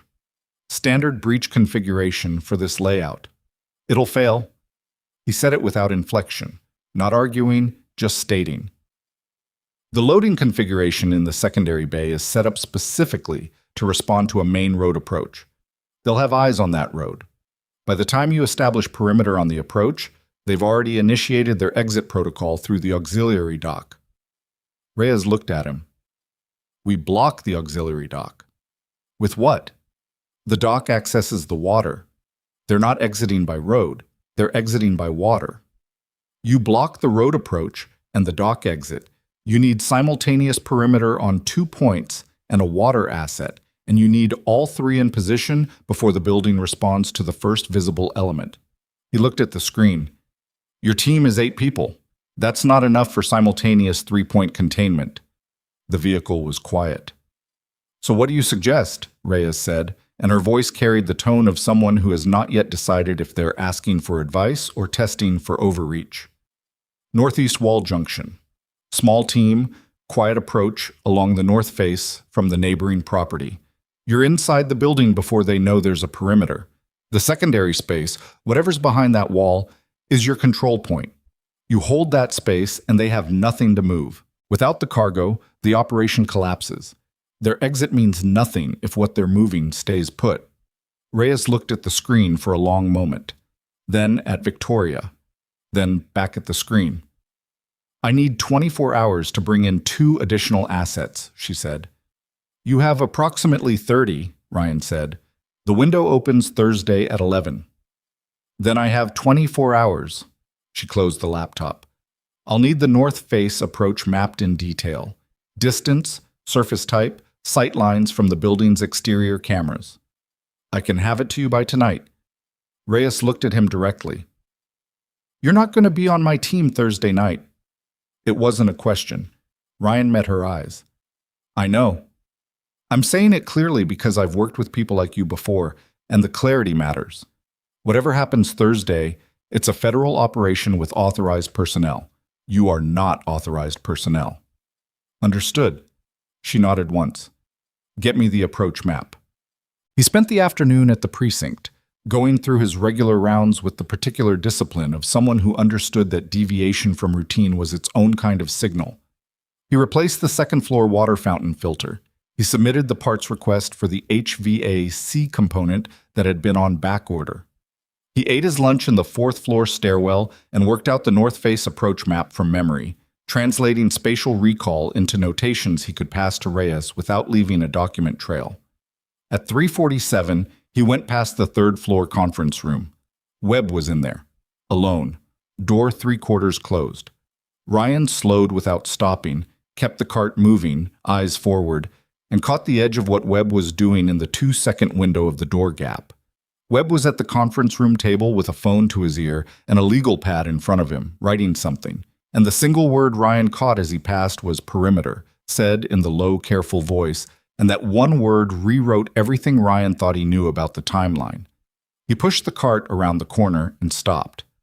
Webb knew about the operation, not in a general sense, in a specific sense. Perimeter in that context meant he was discussing tactical positioning, which meant he had information about what Reyes was planning, which meant the leak inside the precinct wasn't just historical. It was active, current, and it was already contaminating what had happened this morning at Harlow Street, which meant Thursday night was already compromised. Ryan stood in the hallway with both hands on the cart handle and worked through the sequence at the speed his brain ran sequences, which was fast enough that the physical stillness was almost total. A man standing still in a hallway, which is an invisible thing, and underneath it everything running. Reyes had briefed within her own team before the walkthrough. Ryan didn't know who those people were or how they were connected. But if Webb had the word perimeter within 6 hours of the Harlow Street visit, either the contamination was in Reyes's team or it was in the precinct's physical environment. A listening device, a camera, something passive that had been running the whole time and collecting what it needed. The conference room. Ryan thought back to every conversation he'd seen Victoria have in that room, every conversation Reyes had been present for. If the room was wired, the entirety of the past week's investigation had been audible to whoever was running Webb. He pushed the cart forward and went to find Doug. "Okay. I need to pull a junction box in the conference room," Ryan told him. "3rd floor. I've been getting an intermittent fault reading on the circuit." Doug looked up from his desk. "I don't have a fault report for that circuit." "I know. It's not showing up in the panel log yet. That's why it's intermittent. I want to catch it before it becomes a problem." He kept his voice at the same flat maintenance professional register he used for every ordinary request. "Should only take 20 minutes. Doug shrugged and made a note. "Webb's using the room until 4. "I'll go in at 4:15. He went in at 4:17. Webb had left, the room was empty, and Ryan moved through it with the particular systematic efficiency of someone doing a sweep, which was what he was doing, though to anyone watching through the glass partition, he was doing nothing more than checking an electrical junction box near the northwest corner. The device was in the ceiling, not in the junction box, behind the acoustic tile 2 feet from the air return vent, positioned to minimize audio shadow. It was small, professionally installed, and Ryan recognized the form factor because he'd handled similar equipment in a different life. Passive transmitter, activated by sound above a threshold, storing locally and transmitting in burst intervals. Not military grade. Commercial, the kind that private security and organized criminal operations both used because it was reliable and available. He didn't remove it. Removing it would tell whoever was monitoring it that the room was burned. They'd shift elsewhere and he'd lose the thread. He replaced the acoustic tile with the same careful hands that had installed it. Not his hands, someone else's, weeks ago probably, before Victoria had ever arrived, and stepped back and looked at the ceiling like a maintenance worker satisfying himself that the tile was properly seated. Then he went back to Doug's office and said the circuit looked fine, probably a phantom reading, he'd keep an eye on it. Always something, Doug said. Always, Ryan agreed. He went to the stairwell and texted 2 words to the number Reyes had given him. Room compromised. Her response took 4 minutes. How long? He texted back. Unknown, assume full week. The reply, copy, relocating. He put the phone away. His shift ended at 5:30. He had just under 2 hours, and he spent them doing maintenance work, real maintenance work, the ordinary physical attention that buildings require. Not because it mattered to the investigation, but because it was Tuesday and the building needed the work regardless of what else was happening, and maintaining the discipline of the ordinary was the only thing standing between him and the version of himself that wanted to run straight toward the problem. He had promised Reyes he wouldn't be there Thursday night. He had made that promise clearly and without ambiguity in a parked federal vehicle 2 blocks from a warehouse, and he'd meant it when he said it. He was still meaning it at 5:30 when he clocked out. Wednesday passed the way the day before a hard thing passes, outwardly normal, inwardly grinding, every hour a exercise in keeping the 2 versions of the day separate. Ryan did his work. He picked up Mia. He made dinner. He listened to a 40-minute monologue about a school project on ecosystems and the ongoing strategic rivalry between Mia and a boy named Tyler over who got to present the rainforest section. He already did the Amazon last year, Mia said, with the gravity of someone describing a genuine injustice. It's not fair that he gets to do it again. Did you talk to the teacher? She said we both could focus on different aspects. That sounds like a reasonable solution. Mia looked at him with an expression of elaborate patience. Dad, I want to do the whole thing. I know. So what should I do? Ryan considered this. Do it better than he does. Mia thought about this for a moment. Then she nodded, the particular nod that meant she was filing it as legitimate strategy. Okay. He got her to bed by 8:30, which was early, but she'd been fighting the tail end of her cough, and sleep was the medicine that actually worked. He stood in her doorway after the light was out and listened to her breathe, the slightly raspy quality of the cough still present but diminishing, the small sound of a child who had no idea what was happening in the Southport district and no reason to know, and every right to her uncomplicated sleep. Ryan pulled the door most of the way closed and went back to the kitchen table. He opened the facility layout in his head and went through it again. Not because he was planning to be there, just because the discipline of complete understanding was something he couldn't turn off, like a pilot running through a checklist for a flight they're not taking. Northeast wall, north face approach, auxiliary dock, the secondary space, and whatever was behind the constructed partition. Reyes's team going in at 11, or slightly before 11, to get the approach established. The operative perimeter that Webb had communicated to whoever he was running for. The compromise perimeter. Ryan sat with that. Reyes knew the room was burned. She'd relocated her briefings. But the contamination wasn't just about what had been heard in the conference room. It was about whatever Webb had already told his contacts, which included the general existence of a Thursday operation and the word perimeter, which was enough to prompt a counter-response. A professional organization operating out of that warehouse had known about Harlow Street for at least 24 hours now. They would adapt. The question was how. They wouldn't abandon the operation. Too much invested, a fixed delivery window, the receiving party expecting a handoff. You don't walk away from that kind of commitment on a day's notice without consequences that are worse than the risk of proceeding. They'd adapt the execution, modify their exit, reinforce their response capacity, maybe bring in additional people, which meant Reyes's team was walking into a harder situation than the one they'd planned for. Ryan sat at the kitchen table until 10:30, not moving much, a glass of water in front of him that he'd forgotten to drink. The apartment was entirely quiet. The radiator had gone through its nightly settling and arrived at the particular background frequency that Ryan's ears had learned to filter. His phone showed no messages. He went to bed. Thursday arrived at the particular hour that Thursdays arrive when you haven't slept well, early, gray, carrying itself without ceremony. Ryan was at the precinct by 6:47 in the habitual way, the routine intact, the gray uniform and the work bag and the service entrance, and the desk sergeant who did not look up. He heard about the first thing at 9 a.m. from Doug, in the specific offhand way Doug delivered information he didn't understand the significance of. 2 officers from the precinct had been assigned to a Port District perimeter support role for that evening, administrative approval signed by Webb. Ryan put down the valve fitting he'd been threading. Which officers? Doug checked his note. Vargas and Kim. Ryan knew Vargas and Kim in the same way he knew most of the precinct, by observation rather than conversation. Vargas was 28, competent, had a habit of being in whatever room Webb was in when Webb was working late. Kim was a 12-year veteran who Ryan had once heard tell a younger officer that the precinct took care of its own, in a tone that could mean loyalty or could mean something more specific depending on context. Webb was placing his people on the perimeter. Ryan went to the stairwell and texted Reyes. 2 precinct officers added to your perimeter. Webb's people, Vargas and Kim. The reply took 7 minutes, which was longer than usual. How do you know? Webb signed the assignment. Check the paper trail. A pause. Then, copy. He put the phone away and stood in the stairwell for a moment. Reyes was good.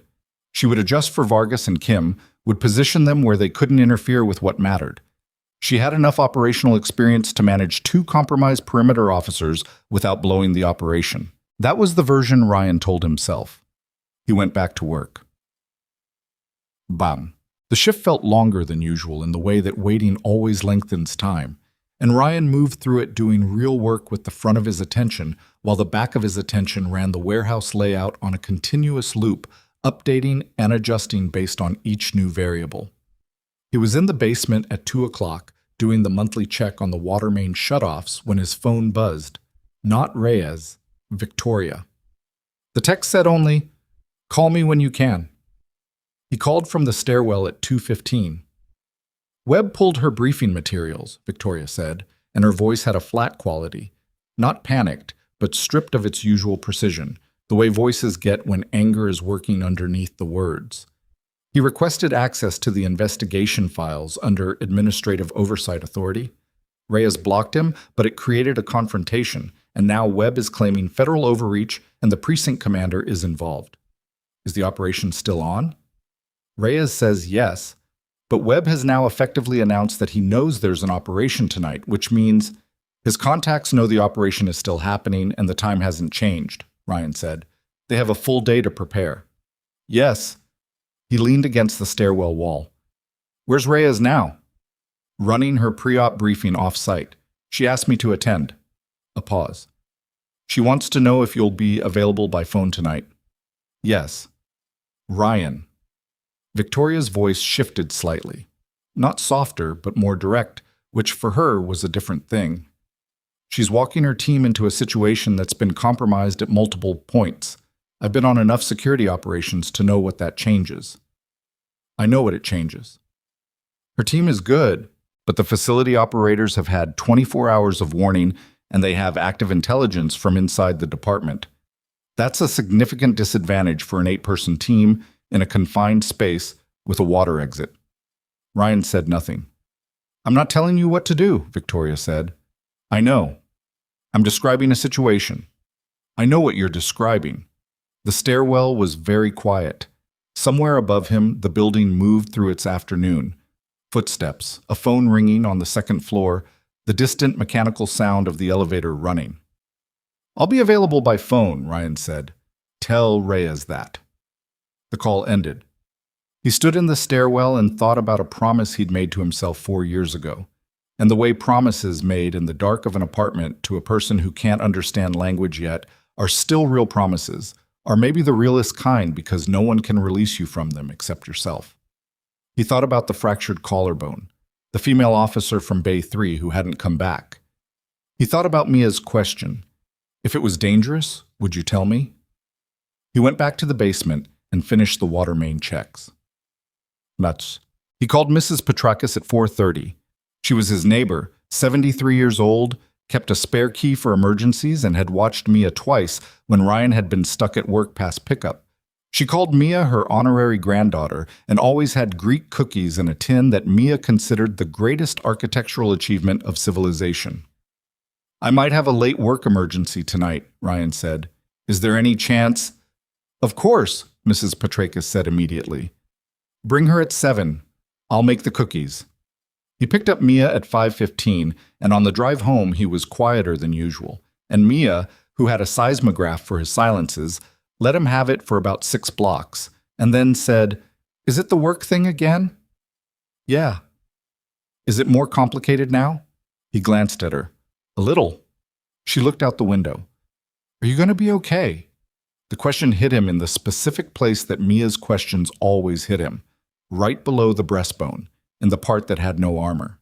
He reached over and put his hand briefly on her head, the way he'd done since she was small enough that his hand had covered most of it. "Yes," he said. "You sure?"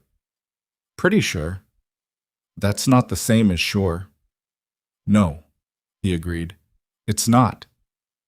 She nodded, the filing nod, deciding to accept the honest, incomplete answer over the comfortable, dishonest one, the way she'd been doing since she was old enough to tell the difference.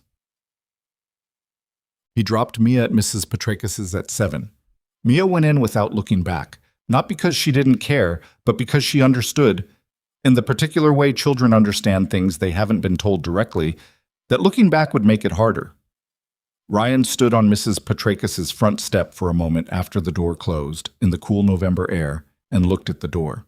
Then he went to his car. He did not drive toward home. He parked on the north side of the Port District at 9:40, 3 blocks from the Harlow Street facility, and sat in the dark truck for 11 minutes, doing the specific internal work of deciding whether a decision is made or just appearing to be made. There's a difference. Appearing to be made is when you're still looking for a reason to reverse it. Made is when you've stopped looking. At 9:51, he stopped looking. He got out of the truck. He'd brought the utility bag, not his precinct bag, the older one from the bottom of his closet, the one that had been there since he'd moved in and that he'd never unpacked and never thrown away, because throwing it away would have been a statement he wasn't ready to make. It had what he needed, not weapons. He wasn't going in with weapons, but tools. His actual tools. The kind of capability that lived in hands and in the architecture of a trained mind rather than in hardware. The north face approach was exactly as he'd mapped it.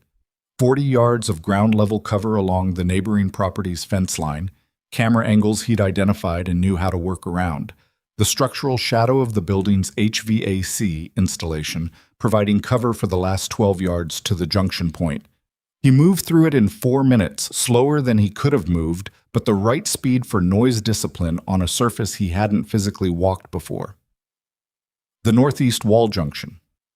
Up close, the newer concrete pour was obvious, the color differential visible even in the low dock lighting, the slightly raised grade of the apron edge. Ryan put his back against the original building section and listened. Inside, the low hum of the generator, the mechanical sound of something being loaded.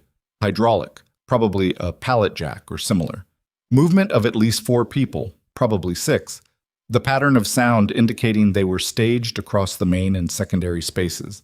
They were already moving. He checked his phone. 10:18.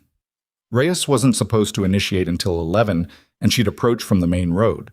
40 minutes away, minimum, and 40 minutes from now the loading would be substantially complete. He texted Reyes.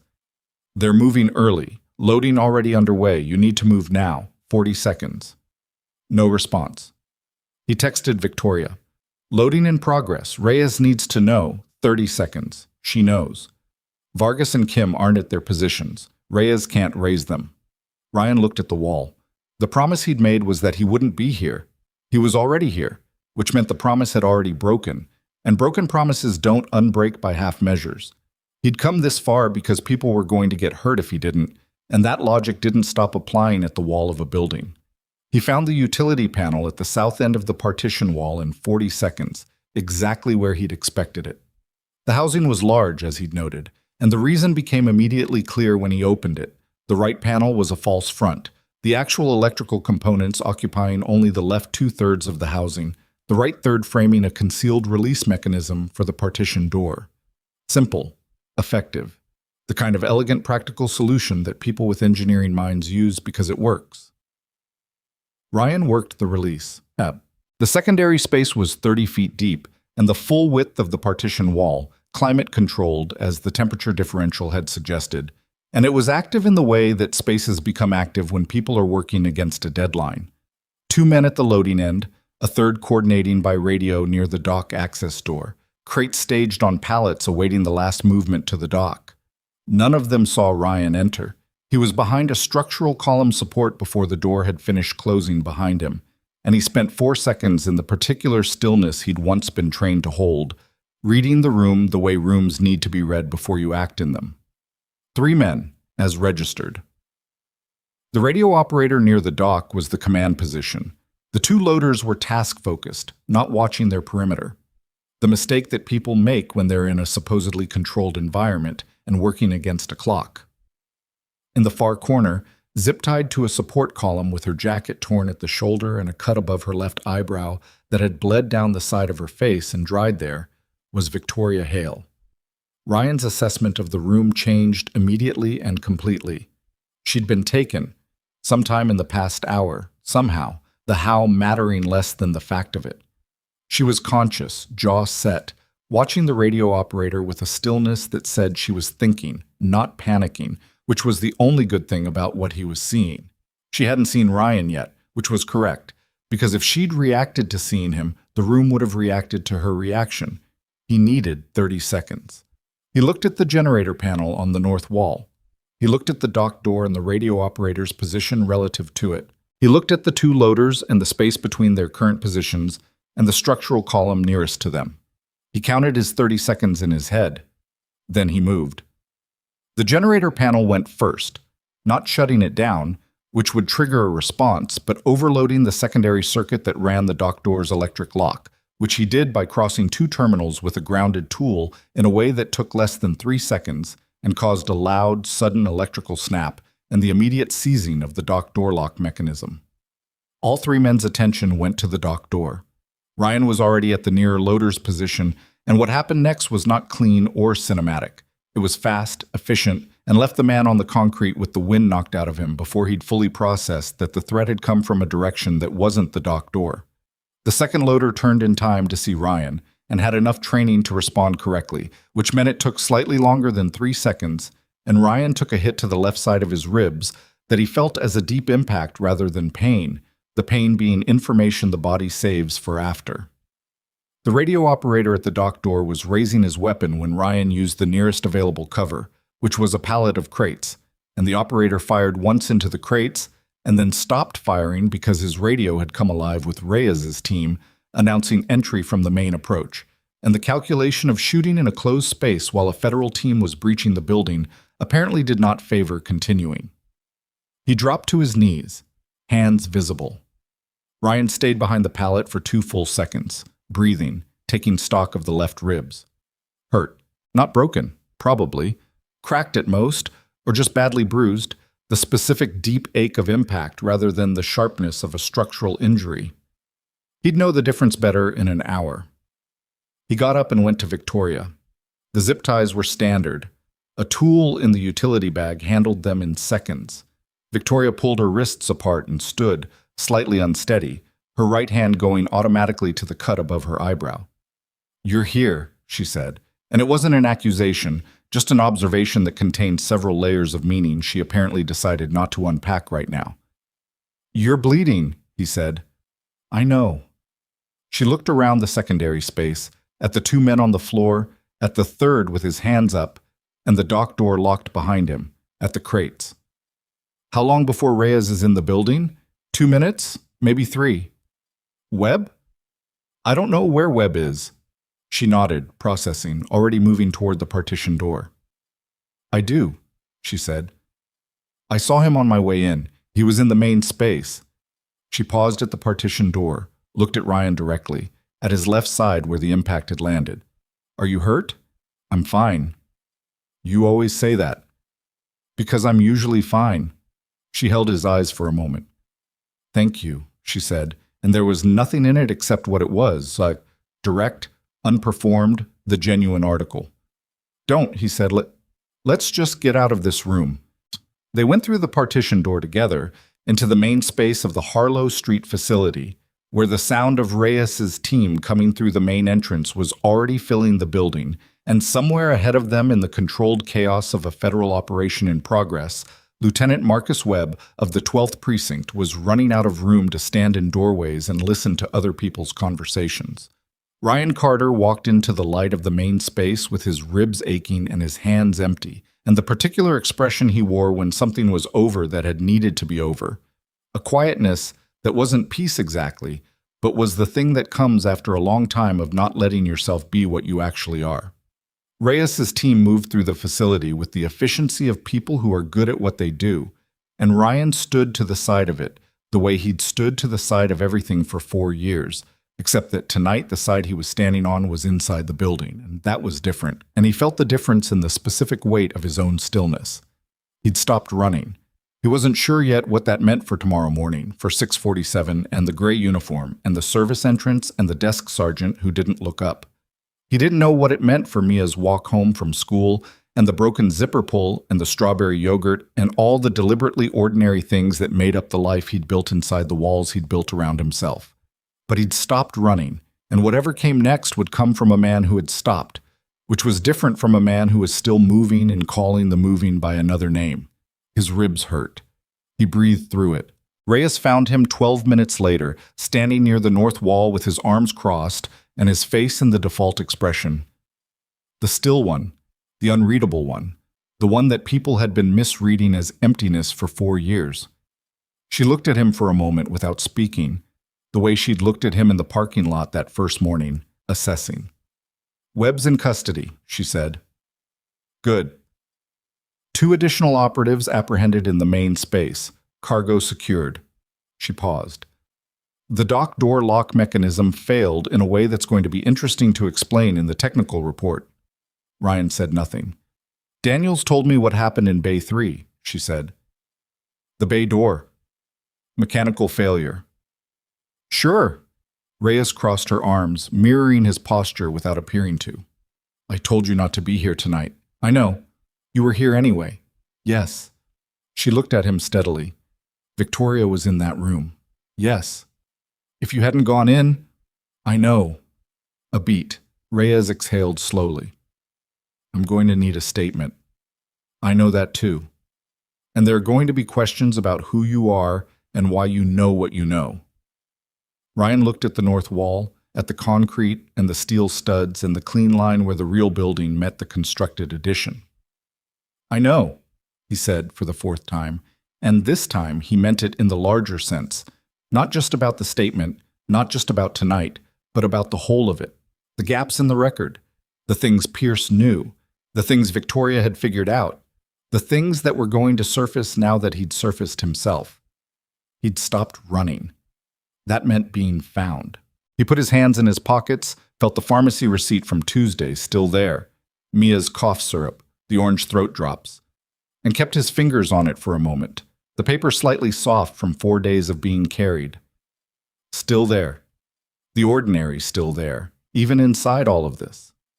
He had to call Mrs. Petrakis and let her know he was coming to pick up Mia, and he needed to do it soon because it was past 11 and Mia was probably asleep on Mrs. Petrakis's couch and would not appreciate being carried to the car and definitely would not appreciate the story of how she got there, whatever version of the story Ryan eventually decided she was old enough to hear. He took out his phone. Reyes watched him dial. "Family?" she said. "Daughter," he said. "She's 7. She worries." Reyes's expression shifted slightly, just slightly, the way people's expressions shift when they recalibrate what they're looking at. "How old is she in the morning?" she said, which was an odd question until it wasn't. "Same," Ryan said. "She's 7 in the morning, too." The phone was ringing. Mrs. Petrakis picked up on the second ring, her voice the warm, slightly groggy voice of a woman who had been waiting without minding it. "She's asleep on my couch," she said before Ryan could speak. "She made me promise not to wake her up." I'll be there in 40 minutes, Ryan said. Take your time, Mrs. Petrakis said. She's fine. He ended the call. Reyes was still watching him with the recalibrated expression. 40 minutes, Ryan said. Plenty of time for a preliminary statement, Reyes said. He followed her toward the center of the facility, past the crates, and the secured operatives and the organized business of a federal operation, concluding the way federal operations are supposed to conclude, and the pain in his left ribs kept its steady presence, honest and concrete, the body's way of confirming that what had happened tonight had happened in the physical world, and not just in the part of his mind that ran scenarios. He'd been here. He'd done this. Now he had 40 minutes and a 7-year-old asleep on a neighbor's couch, and those two facts coexisted in the same chest with the aching ribs and the stopped running. And Ryan Carter walked through the Harlow Street facility and let all of it be true at once, because that was the only way any of it could be. Mia was asleep on Mrs. Petrakis' couch exactly as promised. On her side, one hand tucked under her cheek, the other draped over the edge of the cushion in the boneless way children sleep when they've gone under completely and the world has stopped existing for them. She was still in her school clothes. Someone had pulled a knitted blanket over her legs. Ryan stood in the doorway of Mrs. Petrakis' living room for a moment, without going in. The lamp in the corner was on low, and in that light Mia's face had the particular quality it only had in sleep, unguarded, young, in a way that daytime Mia, with her serious opinions about dolphins and rainforest presentations, sometimes obscured. Ryan looked at her and felt the thing he always felt looking at her asleep, which was a combination of love and something close to vertigo. The awareness that this was the entire reason and the entire risk and the entire point, all in one 7-year-old person who had paint on her arm and a cough that was getting better and no idea that her father had cracked a rib tonight doing something he'd promised himself he would never do again. Mrs. Petrakis appeared at his elbow with the quiet efficiency of a woman who had raised 3 children and understood that some moments didn't require commentary. She had 2 cookies, Mrs. Petrakis said softly. I told her one. She negotiated. She always negotiates. She's good at it. A pause. You look like you had a hard night. Work thing. Mrs. Petrakis looked at him the way women of a certain age look at you when they know you're understating something by a significant margin and have decided to let you have the understatement. I'll get her bag, she said. Ryan carried Mia to the truck without waking her, which required a careful geometry of arms and angles that his left ribs protested with a sustained, clarifying ache. He got her buckled in the back seat and drove home through the empty late-night streets, and Mia slept through all of it, through the drive, through being carried up the stairs, through being transferred from his arms to her bed with the particular practiced care of a parent who has done this enough times that it no longer requires thinking. He pulled the covers up. He stood beside the bed. He stayed there for longer than was strictly necessary, which was also something he did sometimes, had been doing for 7 years, standing beside her bed in the dark, and just being present in the same space, as though proximity to her sleep could reset something in him that the day had displaced. It probably couldn't, but he did it anyway. The cut on Victoria's eyebrow, the zip ties, the 2 men on the concrete of the secondary space, his ribs. He stood beside his daughter's bed and let the night settle around him. The federal investigation moved quickly after Harlow Street, the way federal investigations move when the physical evidence is substantial and the primary cooperating witness, Gerald Foss, still in protective custody somewhere north of the city, has been waiting for exactly the kind of leverage that a successful operation provides. Ryan's statement had taken 2 hours, delivered to Reyes in a conference room at a federal field office that smelled of new carpet and institutional coffee, nothing like the 12th Precinct's particular burned coffee and floor cleaner atmosphere. He gave it accurately and completely, which meant acknowledging the elevator shaft, the terminal device in the conference room ceiling, the Harlow Street approach, and what had happened in the secondary space. He gave Pierce's name as his source for the facility layout, which Reyes already seemed to know or had anticipated, because she wrote it down without reaction. When he'd finished, Reyes looked at her notes for a moment. Ryan Carter, she said, the way people say a name when they're reading the gap between the name and the person. Former SEAL, classified service record, currently employed as maintenance staff at the 12th Precinct. She looked up. You want to tell me why? I have a daughter, he said. Lots of people have daughters. I know. He looked at the table. I had a mission that went wrong. People died who didn't need to. My judgment call, my read of the intelligence, and I was wrong, and people died because I was wrong. He said it the same way he'd said everything else in the statement, accurately, without dressing it up. I needed to be somewhere that my judgment calls didn't have that kind of consequence. Reyes was quiet for a moment. A precinct maintenance job. The consequences of getting it wrong are a broken water main, not people. Until last week. Until last week, he agreed. She looked at him steadily. For what it's worth, your read of the intelligence last week was correct at every point. Ryan didn't answer. He appreciated the intent of it. He also knew that one correct read didn't cancel out the one that had cost what it cost, any more than a bridge built right proves the engineer was never wrong. Things stay what they were. You carry them differently over time, or you don't, but they stay. What happens now? He said. Webb is facing federal charges. Corruption, obstruction, conspiracy. He'll cooperate on sentencing. The organization behind Harlow Street is a procurement network, 3 countries involved, moving military-grade hardware through civilian supply chains. This operation was a domestic handoff point. Reyes closed her notebook. The cargo was seized intact. 6 operatives in custody, 3 connected to the Bay 3 extraction attempt. The third man from Bay 3, the one who escaped through the drainage tunnel, was apprehended at the dock before the water exit became viable. Ryan thought about Bay 3, the shell casing on the concrete, Daniel's pale face, the rolling door descending. The officer from Bay 3, he said, the one with the fractured collarbone.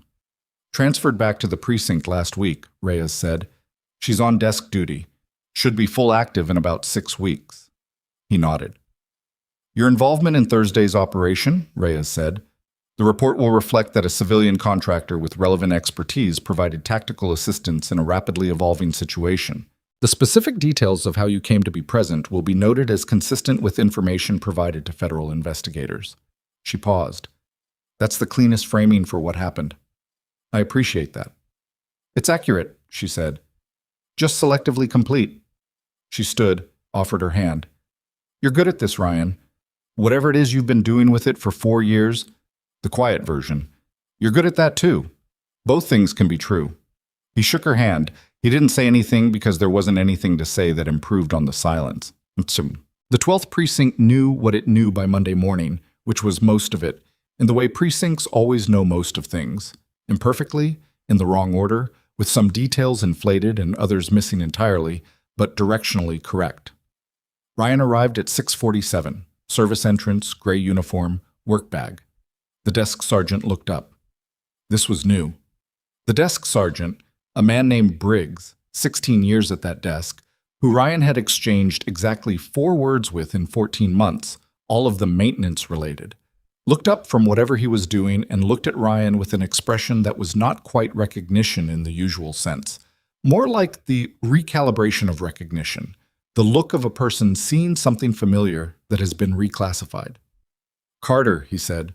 Morning, Ryan said. Briggs nodded, the nod of a man who wants to say something and hasn't worked out what yet. Ryan pushed through the inner door and let the moment pass. The day was different in the way that days are different after a certain kind of information moves through a community.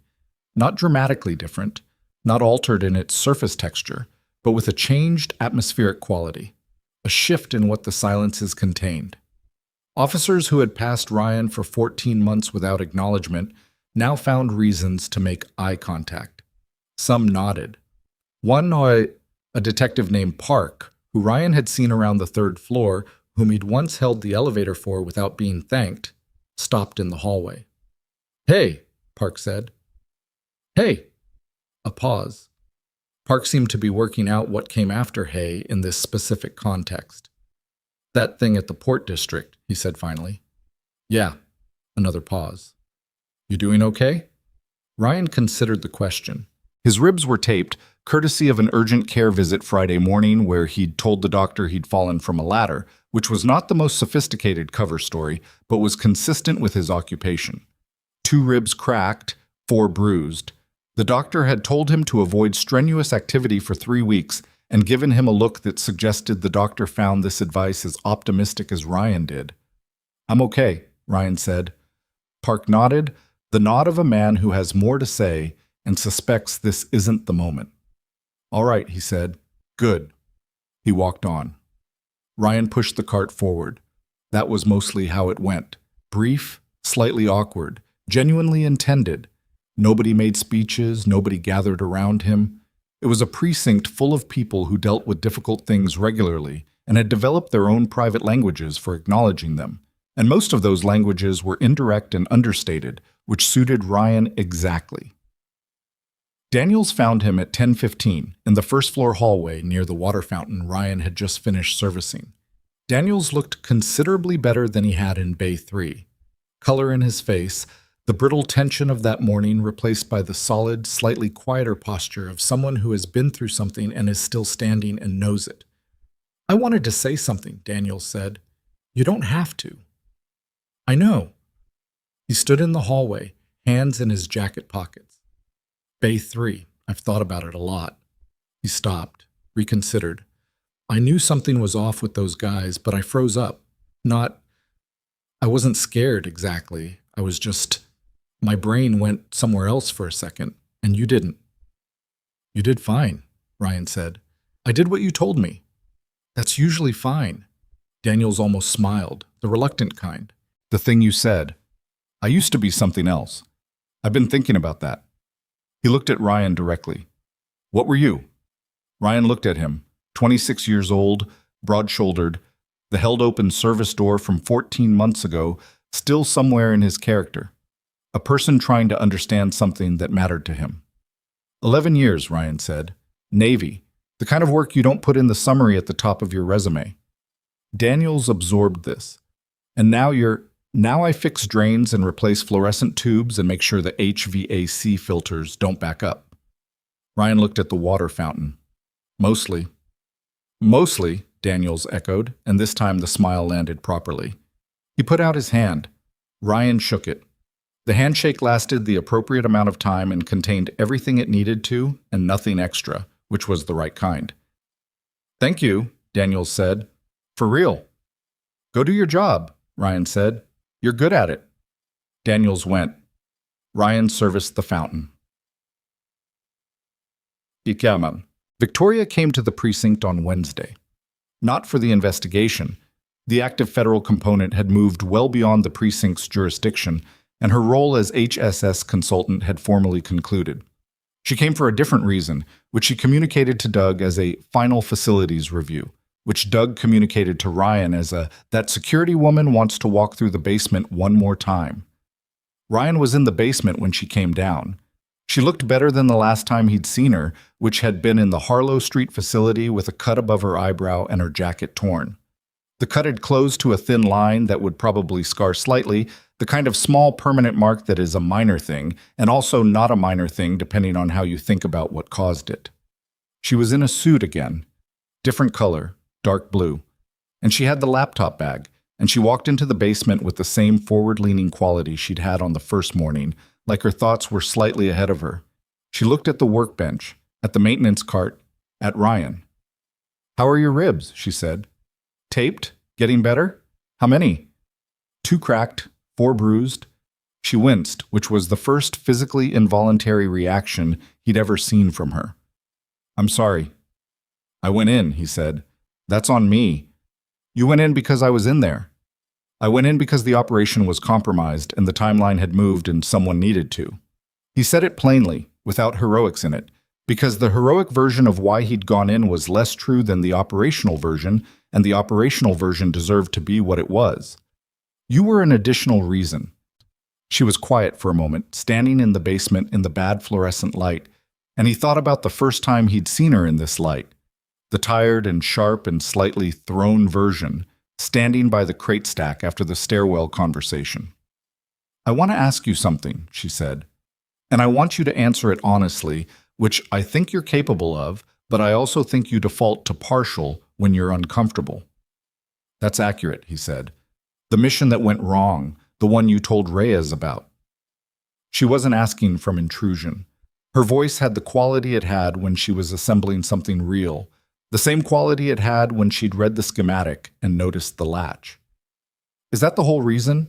For the maintenance job, the quiet life, all of it? Ryan looked at the workbench, at the relay he'd cleaned on the night she'd first come down here and been honest with him in the bad light. Mostly, he said. There's also Mia. Mia's part of the same thing. He looked at her. What do you mean? You built a life where the consequences of failure were manageable. Broken water main, not people. And you built it around her because she was the proof that it was working. The visible sign that you were living inside the boundaries you'd set. She paused. But that's not the same as living. That's maintenance. The word landed differently than she'd probably intended it to, in the context of the gray uniform and the 14 months of drain calls and replacement tubes, but it landed accurately.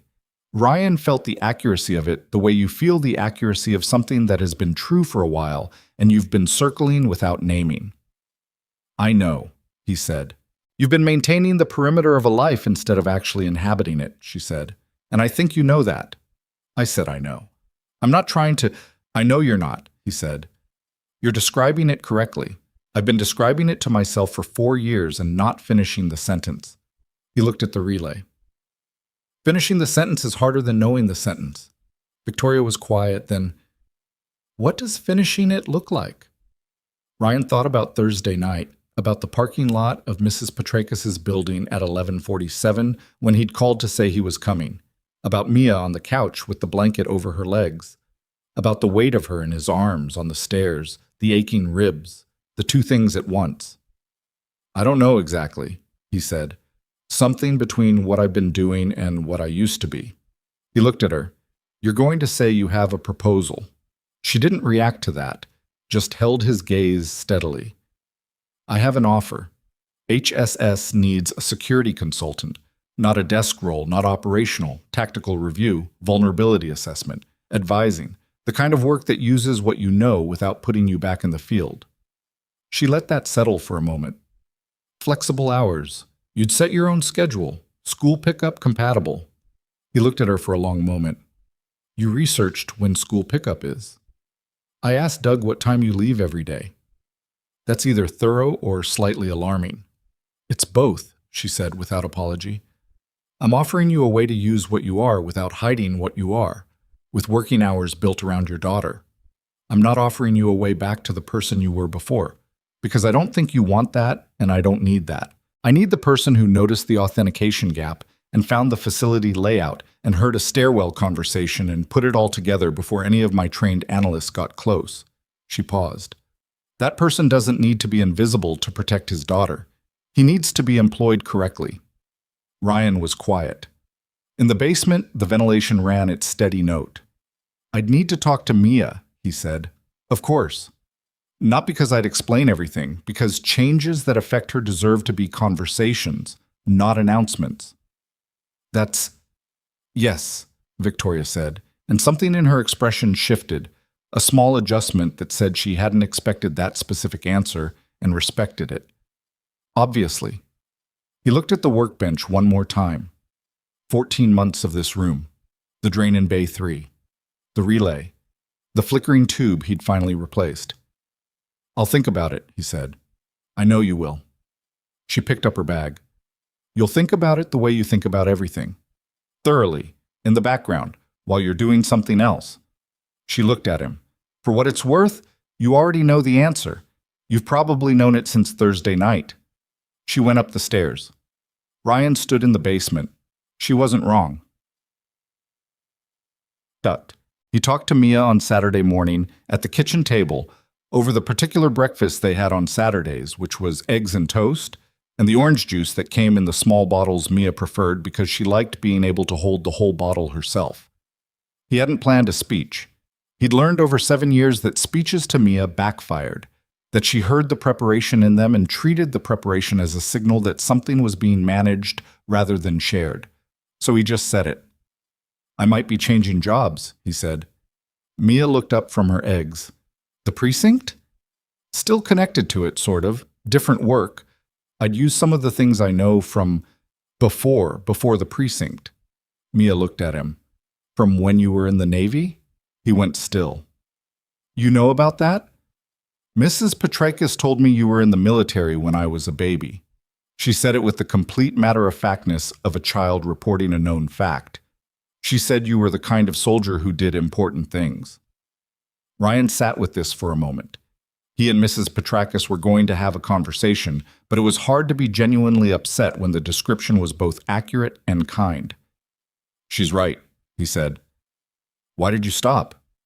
This was the question he'd been preparing for since she was old enough to ask questions, and now that it was here, sitting across the kitchen table from him in the Saturday morning light, it was both harder and simpler than he'd prepared for. I made a mistake, he said, and people got hurt because of it, and I decided I needed to do something smaller for a while, something where the consequences of getting it wrong were smaller. Mia chewed a piece of toast, thinking. But you got it right last week, she said. You heard about last week? Mrs. Petrakis watches the news. She looked at him with the look that meant she'd been sitting on something for several days. Were you hurt? A little? Your ribs? He looked at her. How did you know it was my ribs?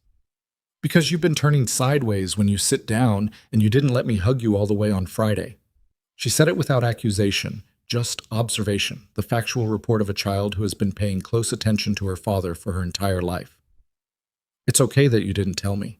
I knew you were okay. Ryan put down his fork.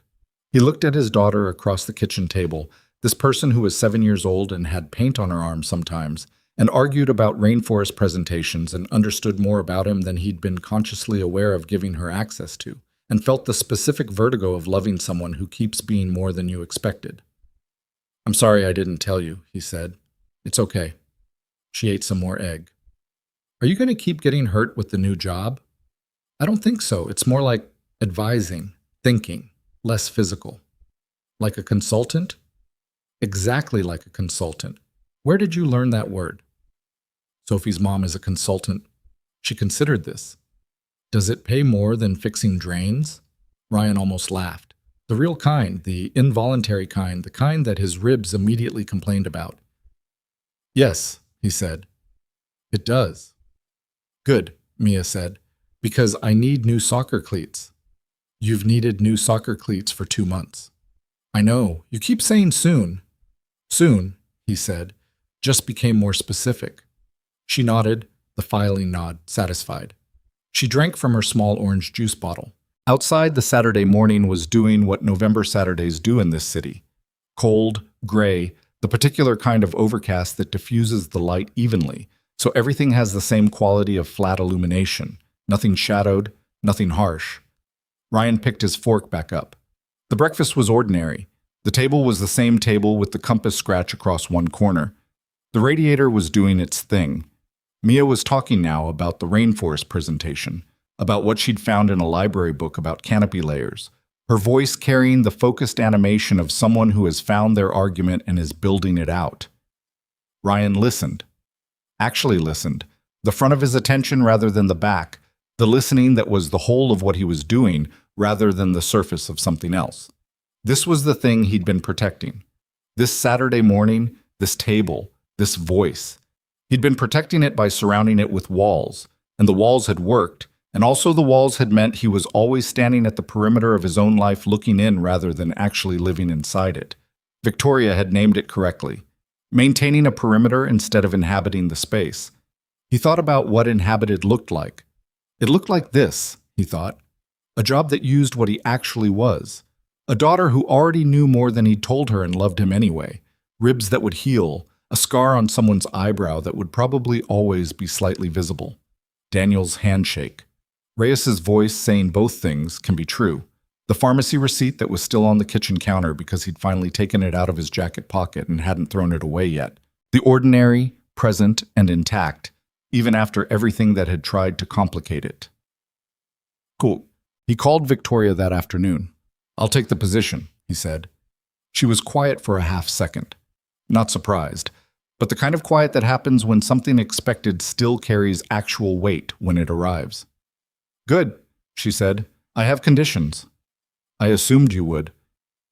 School pickup is non-negotiable. 3:15 on school days, I leave by 3. Written into the agreement.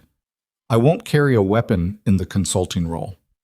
You don't need to. That's not what I'm hiring. And I need a week before I start. I have maintenance requests I've submitted and not completed, and I'd rather hand them off properly than leave them half done. There was a longer pause this time. You want a week to properly hand off your maintenance backlog. The third-floor thermostat is still running warm. The HVAC filter on the roof is due for replacement. There are 3 outstanding lighting requests that Doug hasn't been able to prioritize. These are real problems for the people in that building. Ryan. Yes. You know, most people would not request a week to finish ceiling tiles as a condition of employment. I'm aware. Another pause, and this time he could hear the thing underneath it. Not quite amusement. Something more considered than that. Something like the expression she'd had in the basement when he'd described talking to Mia as a conversation rather than an announcement. The expression of a person revising their understanding of someone in real time. 1 week, she said, and then I expect you Monday morning, 8 o'clock. 7:45, he said. I'm usually early. He spent the week finishing what he'd started. The thermostat, the HVAC filter, the 3 lighting requests, a sticky door handle on the second floor that had been submitted twice and overlooked twice, the drain in the break room that ran slow in cold weather. He went through his outstanding log methodically, the same way he'd done everything for 14 months. Not because anyone was watching, not because it mattered to the larger shape of things, but because half-done work announced itself and left behind Myers were, in their small way, a kind of carelessness he wasn't willing to leave behind him.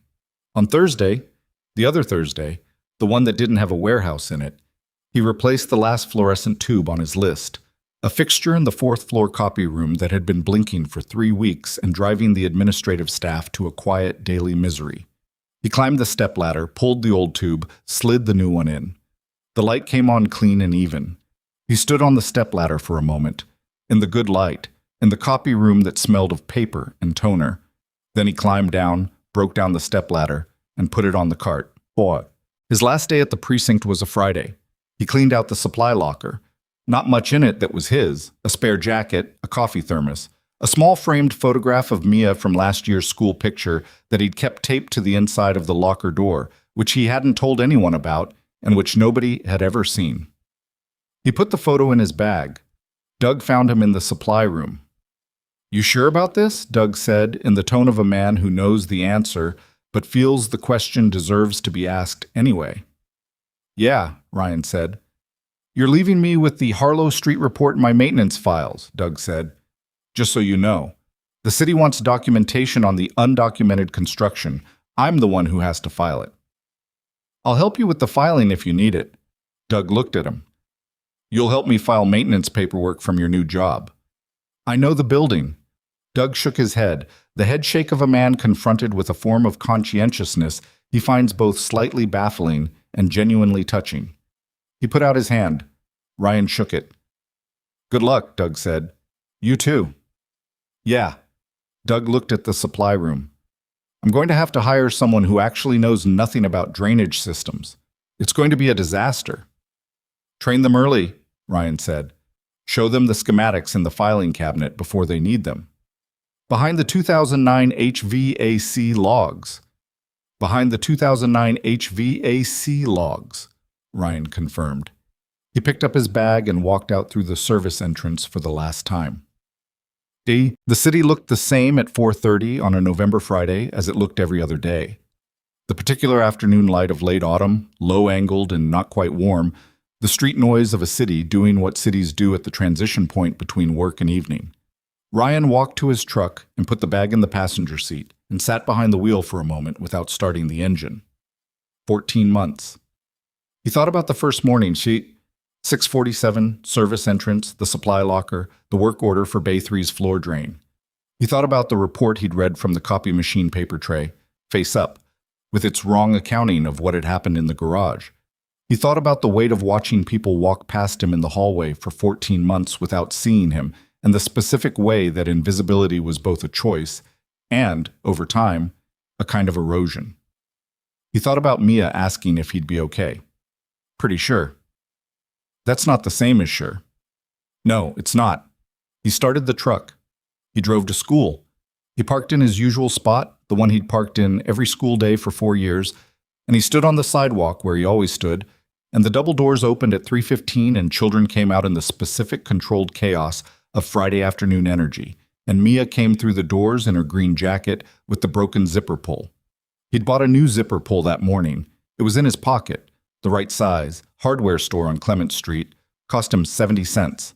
He'd been meaning to fix it for 3 months. Mia crossed the sidewalk to him and he crouched to her level and fixed the zipper pull while she stood there, slightly impatient, telling him about something Tyler had said in the rainforest presentation that morning, which she considered factually dubious.